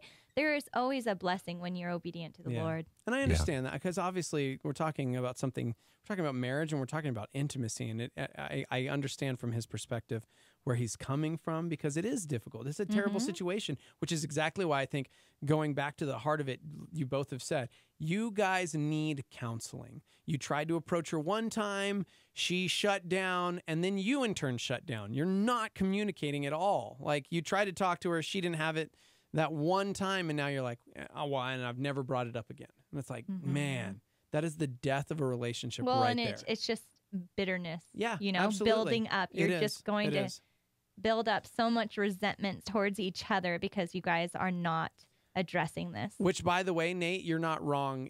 Stefan was here last time. It was you and Steven that answered the question the first time. So you're correct in knowing that you were not. That's why he has a question again, because I wasn't here to answer it right the first time. Whatevs. Love it. Moving on. All right, we got a phone call. You guys can chime in, 505-338-3700. Good morning. Good morning. my question is with the recent news that came out of Pennsylvania. It's growing up as a Catholic and knowing what I know now of the Bible. I know that I gotta forgive, but You'll have to fill me in on this news. I don't know Yeah, what happened in what happened in Pennsylvania? Pennsylvania, yo? all the priests that are the cover up, the priests sexually Okay. Molesting and hundreds, thousands. It might have been thousands of kids with many priests, molesting children, and throughout the years, and the leaders covering it up for so long. I really hope you guys can check out the news story, but I guess my thing is when the leaders are doing these things, and I've called in before about having issues with the local church, it's really difficult to really work to forgive when the leaders continuously do these types of things, Yeah, but let me tell you, man. Let me. How should we handle it? You should remember. Listen, friend. Listen, because I hear what you're saying and I understand your heart behind it, but immediately you come off as pious. And you have to remember, this is disgusting. This is sin, and God sees this and is disgusted by this as well. And guess what? Scripture talks about all things done in the dark will come to the light. 70 years. I'm reading it now. 70 years it's been since this molestation report. 70 years, and it still came to light. Okay, so it's going to come to light. God was not stoked on this. This was human fault. This was man being man, and we are all sinners. We all fall short of the glory of God. And I think at times, because dude, I know I've been working in ministry since 2003, and I'm still hurt by friends, by family, by whatever, people in ministry, that it's like, but you love Jesus. And then I have to remember that I screw up regularly, that we are all susceptible to falling, and you cannot allow one random leader in the church to affect your faith, because what it sounds like is you're using the local church and you put it on an overgeneralization that like you're tired of every leader in the church. Man, I know some phenomenal leaders. I know some pastors who are faithful, who preach the word of God, who love Jesus and pour it out every single day. And so don't equate the fall of one person to Christianity, because that is also incorrect. It's wrong, man, and we do it all the time. And I agree with you 100%. Yeah. I'm not disagreeing with you, but I guess should we not hold people accountable? Of course, no, absolutely you do. And again, I just want to say, look, we agree with you on the sense that it's reprehensible. It's disgusting. And I think there's a couple of things that we need to do. One, I think we need to hold these people to greater account in the future. And I think a huge part of this issue has to do with our law, our justice system, not just the church system, in the sense that people don't get held accountable for doing the kind of things they do. And so when I see something like this happen, and I see that they don't end up spending their entire life behind bars, it makes me sick to my stomach. I get a little vindictive, and I think we should even go a step further and maybe do some other capital things to these kind of people, because I think that when you rape a kid, it destroys more lives than if you murdered somebody to a certain extent. And so I think that we should have the maximum penalty for these kind of issues. And then also I think this is important to discuss. This is why the Bible says that not many are called, that not many are chosen, that the calling to be a pastor, to be a priest, is a higher calling. And I think it's important within these church systems. I know many do, but I know many clergy, many church systems, all you have to do is go to a school to become a clergy. There's not really a calling placed in your life for it. You don't really have to be tested or approved. You go to school for it, and then you become a clergy. Then you're part of the ordained clergy for a lot of sects of Christianity. I think that's wrong. I think this is why it's so important to really test and make sure somebody is approved, and make sure that they're called to that. More extensive background checks, more extensive. A big part of this, as you just brought up, is in certain parts of Christianity, they do cover this up, and I think they need to be held accountable for that. I think going into the future, if something like this happens, I think that not only does the person who committed the crime need to be held accountable, but the people who tried to cover it up should also be held accountable, and should be accomplices to the crime. So I agree, they should be held accountable at a much higher standard. But know this, God's judgment is far worse than man's judgment, and they will be held accountable for their sin. If they don't repent and they don't ask for forgiveness when they stand before Christ, the penalty that they'll receive from from the judgment seat of Christ will be far greater than any penalty we could ever level upon them. But our response as Christians needs to not be saying, yeah, that's right, they're going to get theirs. Our response needs to be praying for repentance in their lives and saying, Lord, will you please draw them to repentance? Will you please forgive them? Will you please bring them to a place of brokenness? That needs to be our prayer. Not a prayer for vengeance and vindication, but a prayer for forgiveness. Because you got to remember, man, we're talking about Jesus here in Luke 17 too, who said it would be better for them to tie a millstone around their neck and be tossed into the sea than to cause a little one to stumble. So if you don't think that God wasn't grieved by this or had strong words against it, Jesus was talking about tying a rock around someone's neck and throwing them into the depths of the ocean. You talk about a horrific way to die. Like those were the words expressed when Jesus was talking about causing a child. And he's basically saying, I mean, this is basically like a dad's version of saying, hey, it's going to be better for you if you hurt my daughter to drive off a cliff because if I get my hands on you. And that's basically what Jesus is saying. It'd be better for you to do that than for you to hurt somebody and then let me get a hold of you. Yeah, because these are children of God that were abused by people that they trusted and believed were their leadership and people they believed that were the ambassadors of God, you know? So I'm glad I have a protective Heavenly Father. Right? Yeah, so don't hear me incorrectly. Absolutely. You have that righteous anger within you and should be furious with the human beings that did that. But like Nate said, we need to be praying for repentance because we, like this whole conversation is going, we are all capable of sin. And sometimes I think we get to a place where we're like, oh my gosh, I could never this, that, and the other. And sadly, I've seen some people that at one time accused somebody because they could never commit adultery or they could never, and then years later, a marriage is in shambles because, oh, wow, they ended up committing adultery and now are divorcing. That's unfortunate and it's tragic, but guess what? Sometimes we get so prideful and arrogant and believe that we're not capable of sinning, and we lose sight, man. We lose sight that we're all human beings. I'm not saying that this isn't disgusting and vile. I'm like trying to choke back like anger and filth and like words of disgust because I'm just as disgusted as you, but don't ever allow that to affect how you perceive God himself. And I've seen it way too many times. Great friends who have forgotten the character of God and replaced the character of God with the character of man, and then use that as an excuse to not live a holy life themselves and to not walk and to just kind of walk away from the faith because of what man did and not because of the character of God. So thanks, man. All right, 505-338-3700 if you'd like to chime in. It is heavy. That's what a day. Like the millstone that's around that rapist dude's neck in the ocean, just dead, just bubbling under. Dark, I know it's horrible.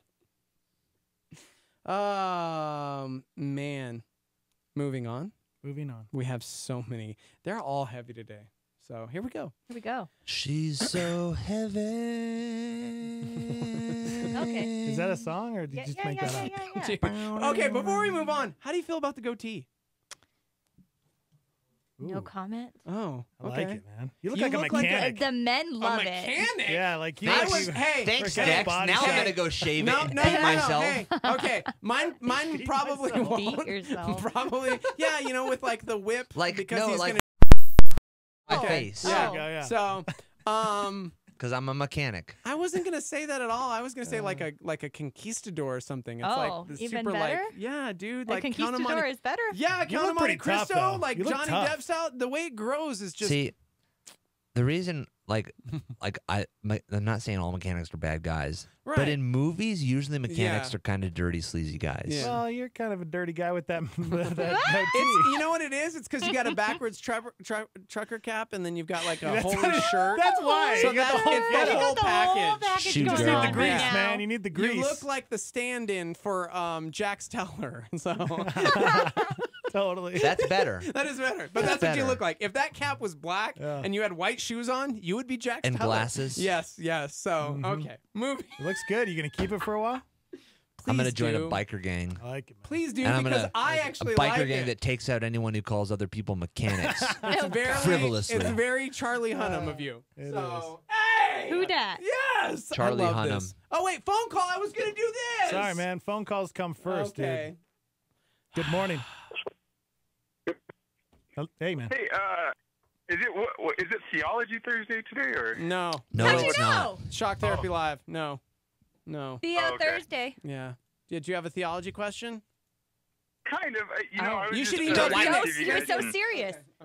Elaborate on the topic of, it's a real Christian-y thing for people to say.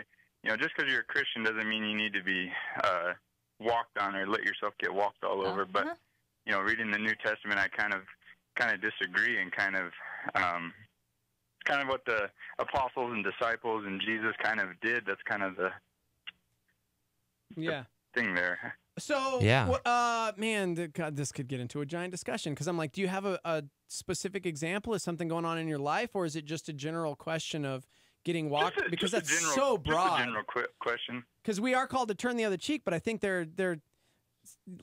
man, we could go into so many different areas. If somebody is like falsely accusing you of something, if there is situations we've had on Shock Therapy Live where people's names and reputations are dragged through the mud, and it's a legal court case, and you should not just be like, well, I guess I'm going to prison because somebody wrongfully accused me of this. Like, we should still stand up in certain regard, but if you're talking about somebody slandering you or saying bad things and you not agreeing with them, I mean, there's certainly levels. Keep in mind this as well. So even this idea of getting walked on, I'm just going to play devil's advocate here. Paul was falsely accused and falsely imprisoned for a lot of things, and he appealed to Caesar. Yeah. So he, being a Roman citizen, realized the rights that he had as a Roman citizen and didn't allow the system to take advantage. He appealed to Caesar, and he took it to a step because he realized the rights that he had as a Roman citizen. Yeah. He wasn't arrogant or a jerk about it. Yeah. But he very much appealed to Caesar and took it a step further because he didn't like the way that things were going in the other court system. And so I would just say that, we want to be, what I would reference is the verse that says we want to be gentle as doves but cunning as serpents. Yeah. When we say don't allow ourselves to get walked on, what I mean is more being this idea of being cunning as serpents. Like, look, you don't just have to sit idly in life and watch things happen to you. You can be cunning as a serpent. You can be shrewd. You can be wise. You can make plans. If someone is trying to malign your name, you can be cunning as a serpent to try to combat that gracefully, as gently as a dove. I think that the issue where I take umbrage with Christians is when they say, I'm not going to allow myself to get walked on, and they're jerks because of that. They're like, you can't do it. And they like use their knowledge, and they use Christ as a way to push people down. I don't agree with that. And in Matthew, when it does say turn the other cheek, I think that comes down to not retaliating. Right. When somebody hurts your feelings or does something against you, you have the choice to turn the other cheek and not say something back and have a rebuttal. Right. If somebody's suing you and they're wrongfully suing you, then you don't need to retaliate and sue them back. Yeah. I think it's a matter of turning the other cheek is not a matter of being stepped on. It's a matter of not trying to vindicate and strike back. Where they have struck you, you're trying to tenfold back or even strike to even the field. I mean, here's a situation this Well, week. just to be fair, Yeah. I mean, the verse goes a step further and says, if someone tries to take your cloak, Give them it to your them. give them Yeah. your tunic as Yeah. well.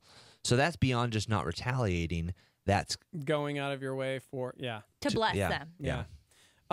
So what I was going to say is, this is an interesting one because as parents, this is kind of a battle as well. Oh, yeah. My son just started high school this week, and there was a kiddo from Western Heights, the elementary school he went to. He was a few years ahead of her. She just started middle school this year, and he started high school this year. They happened to have the same PE class, and he noticed that she was getting picked on by other classmates, and he went out of his way, walked over there, and stepped in between them. Come on. He didn't punch anyone. He didn't do any, but he definitely But you pushed kind of back. wish that he would have, don't But you? no, but that's the thing is he still pushed back and said, hey, back off, leave her alone. And the only reason we knew about this is because the father of the girl called Chrissy to tell us, hey, thank you to Jack for what he did Wow. today. He didn't he wasn't trying to brag or anything, but I want to brag on him as a father because that's it. It's always like, how do we instruct our children to, quote,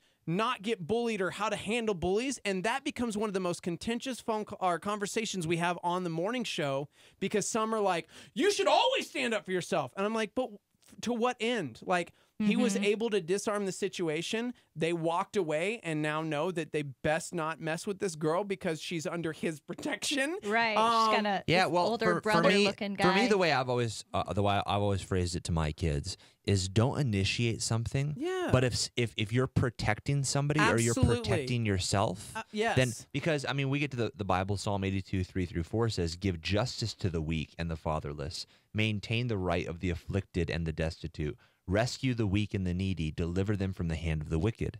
So it is a biblical mentality to defend the weak. So if somebody who's weaker is getting picked on by somebody, I 100% think it's okay to step in and defend the weak. Amen. You're protecting them. Yes. Yes. But on the flip side, if somebody was quote unquote picking on him or saying negative things or using stupid language, right, he just walks away. Exactly. Like he's been in those situations too, and it's not like I must defend my name right now. Right. No.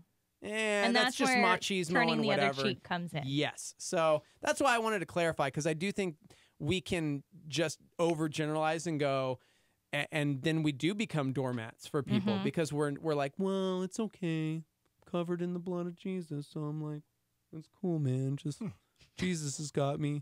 Can't wait till the day of salvation. when the Thanks, Lord Eeyore. will-" Yeah. But that's what we do, and it's like, nah, man, don't do that. So. Anyways. Well, what about this? What about like marriages? Because I know there's a lot of marriages hurting out there, and people they feel stepped on by the spouse, and in some occasions it's a Christian person with a non-believing spouse, and they're not sure what to do sometimes, and they're just always depressed about it and going, I can't let them walk all over me. I can't take this anymore. But see a counselor. The answer to that is go to a counselor. Is like hang in there, stay in there, or seek counsel, this don't is kind just of your ministry. No, it's I agree to that to a certain extent, but human behavior is learned behavior. So if we teach our spouse or anyone else that they can do a certain number of things to, as we just said, walk all over us and push you around, that's a learned behavior, and it will only get worse over time without counseling and an intermediary to step in. But if they're not a believing spouse and they don't want to get counseling, then what do you do? And the Bible does talk about that, about loving and being an example of love. I just want to say this. This isn't a show of hypotheticals. If there's an actual situation going on that we can answer. Why I asked him what his question was and what it was pertaining to, because I'm wondering what's going on in your life, homie. No, literally, it's other people. My wife and I, we have pretty good communication, and we try to pray about everything. We've never really had any big arguments and stuff, but there's been a lot of compromise in our relationship, and we've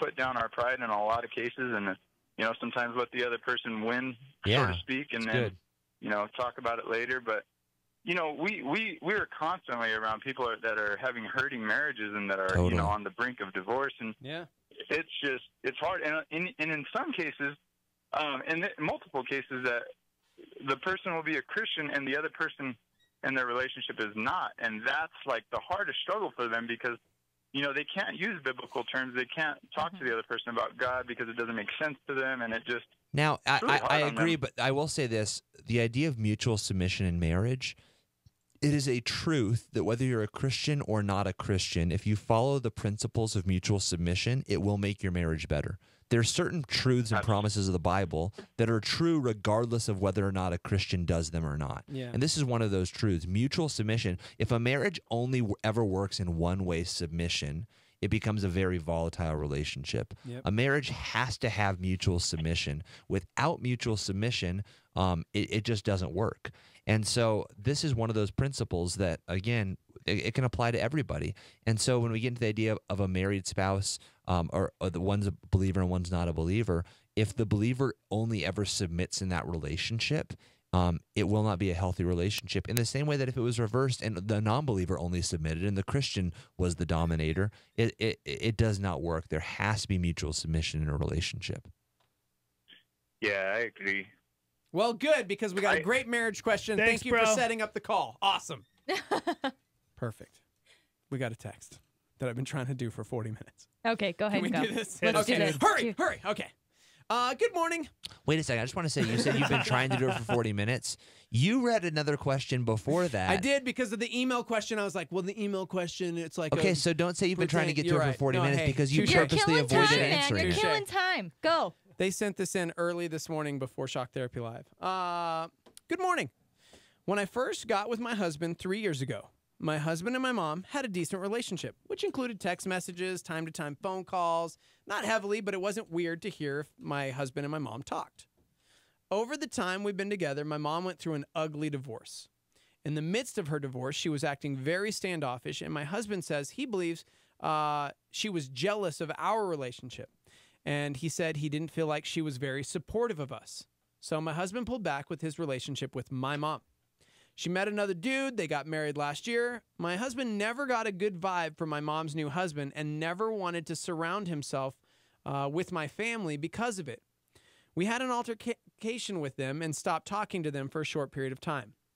I recently started talking to my mom again and says, my husband says he's okay with it, but when I do talk to my mom or see her, he shuts me out and treats me differently. He tells me he doesn't want anything to do with them and that if I want a relationship with them, then I can do it on my own time. He also says he's forgiven them, but it doesn't mean he needs to surround himself with people like that. It's very frustrating for me because at the end of the day, I'm still... it's still my side of the family, and I can't just treat them badly because of my husband's thoughts. And I know I can't force my husband to talk to them, but it does affect our relationship in a way. But my husband just doesn't see it. It's kind of a situation that he just doesn't want to talk about. And when I do bring it up, we argue. So I just don't bring it up anymore because I don't feel like I'm getting anywhere when we discuss it. How do I handle this situation? Please help. I've kind of been in a similar situation. Go ahead, though. Why did you hate her mom? I'm just kidding. No, not that. I'm just kidding. So what I would say is a few things. Compromise, planning, and agreement are the three things that you need. Compromise in the sense that you guys need to sit down and say, look, I understand that you feel that they're unhealthy people to be around. Great. But you need to understand that they're my family and I still need to see them every now and then. That's a compromise. So let's say the compromise is, okay, I'm just going to pretend that they live out of state. Let's say the compromise is once a year we'll go out there and we'll spend a week with them. Compromise. Okay, great. That's the compromise.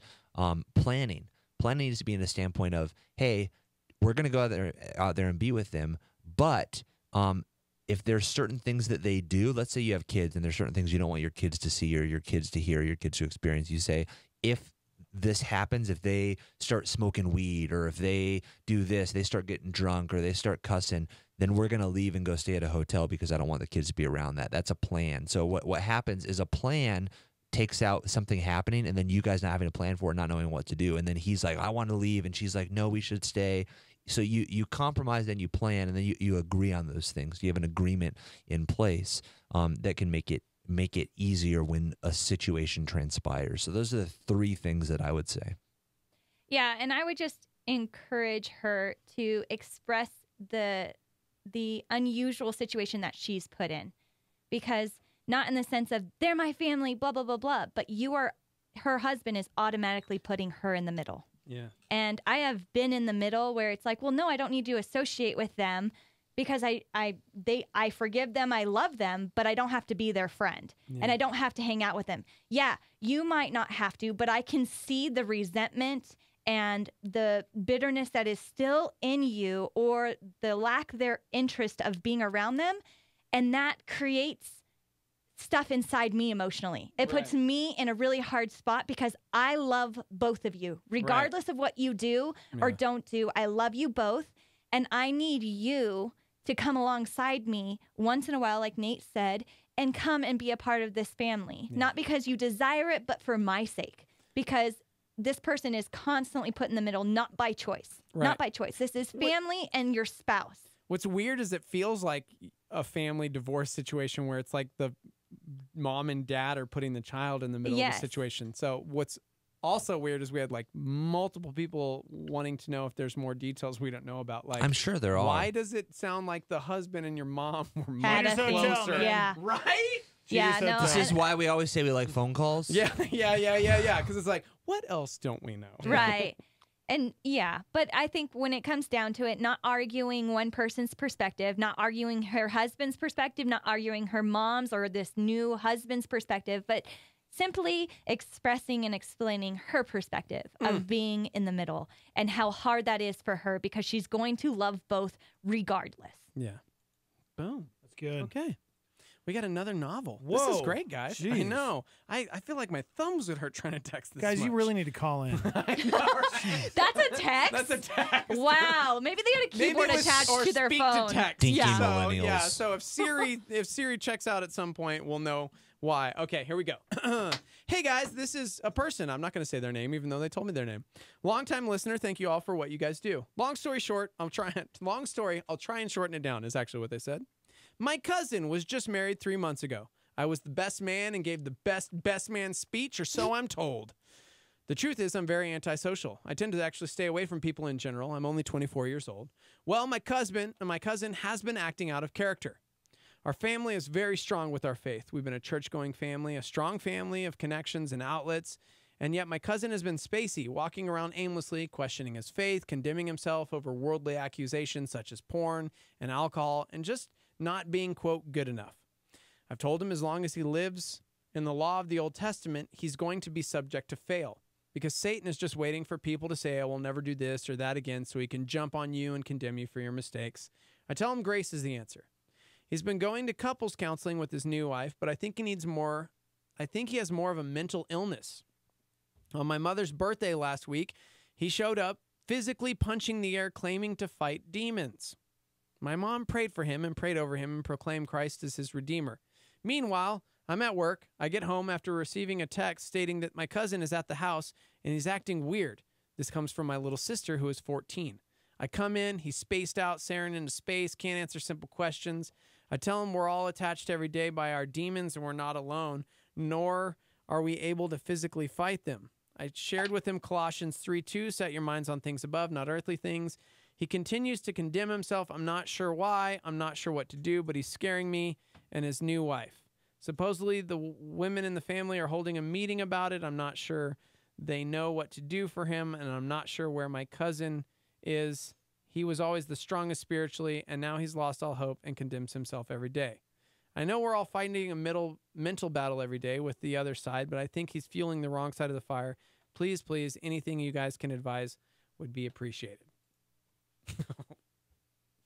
I'm going to leave that in Nathan's I'm like- court. I wasn't listening. Oh my goodness! Yes, you were. Don't you? No, I lie. really wasn't. I was here's the reading an thing. email. Really? Oh my gosh! It's like the No, one. but here's the thing. This is heavy. There's This a is, no, young... but this is like crazy though, Right. and I hate to use that term because it's like, oh, now psychoanalyzing people, but like, obviously something happened. Something's going on in his life. Yes. He's punching demons in midair. Is he high? Because Right. immediately I was would have like, is automatically he thought on he meth? had some kind of some substance. chemical substance. He or she mentioned that they, their cousin had alcohol, pornography, other things. You can see Right. that sin is seeping into this lifestyle, Right. and it's polluting it. Yeah. And it obviously is having an effect on his marriage, and that marital strife is now probably, you know, having an effect mentally, emotionally, spiritually on him. And so really what it comes down to is seeking help. Whether does he need to see a physician? Possibly. He might need to see a doctor and just say, hey, go for a checkup. Go just make sure you're doing okay. And then I would also encourage, obviously he's doing marriage counseling, but he also probably needs individual counseling, whether that's, you know, we have all these kinds of classes at Calvary for men with anger, or men who struggle with pornography, men who alcohol, AA, all of those things. I think he definitely needs to find out what is causing him to turn to these worldly substitutes to find gratification or joy or whatever it is, because he obviously is going through a lot more than just fighting physical demons that he's seeing. This is the thing, even the idea about fighting physical demons, anywhere we find in scripture of humans encountering demons, they never have the physical power to fight the demons. Right. It's always through the power of the Lord. So it's always rebuking the demons in the name and the power of the Lord. They said that their mom prayed over that their cousin to possibly rebuke those demons. I just think that it doesn't need to be so much of a grand family spiel, or the girls getting together to discuss it. What you do need to do is be proactive. Because what if you just walked through a spider web and they caught him at a weird moment where he was punching the air?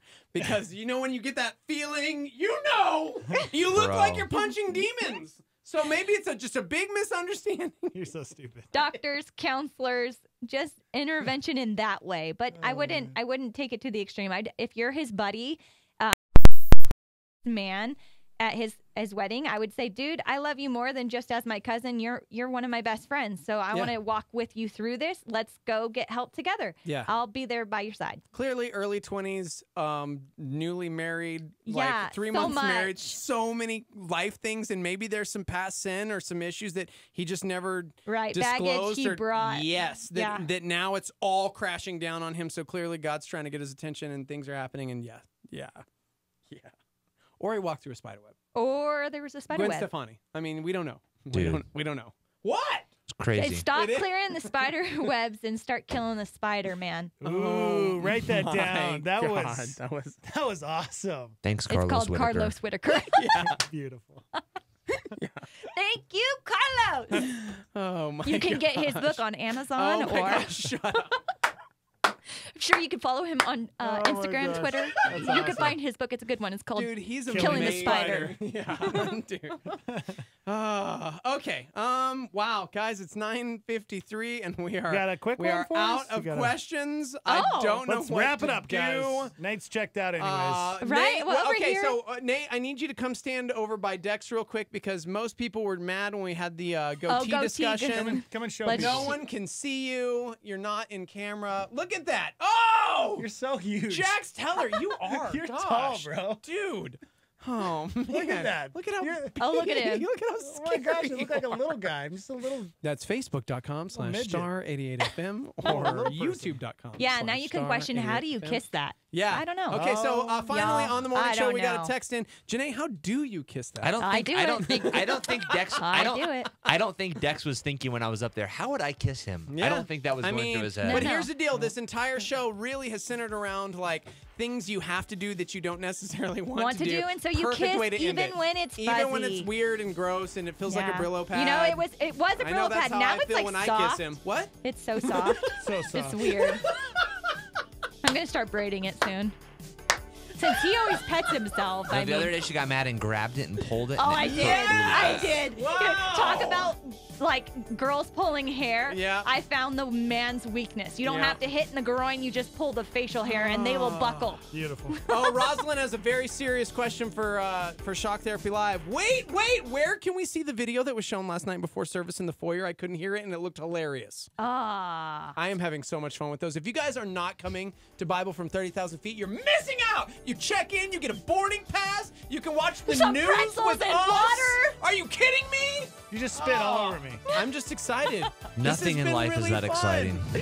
Right? I'm excited. You get to board a plane. Yeah, fake If you're plane, lucky, but you can sit on really, stage. you get really good, cool newscasters before. It's true. It's a lot of fun. All right. It's good times. I'm having a blast. Nathan, Nathaniel, Heitzik, get out of here. And Janae, Marie, Heitzik, goodbye. I love you. I like it. Bye, Stormy. We'll see you tomorrow. That's all we got. There ain't no more. Time is tight. It's the end of the show. Evangel Christian Academy is a private school that is Christ-centered for tomorrow's leaders.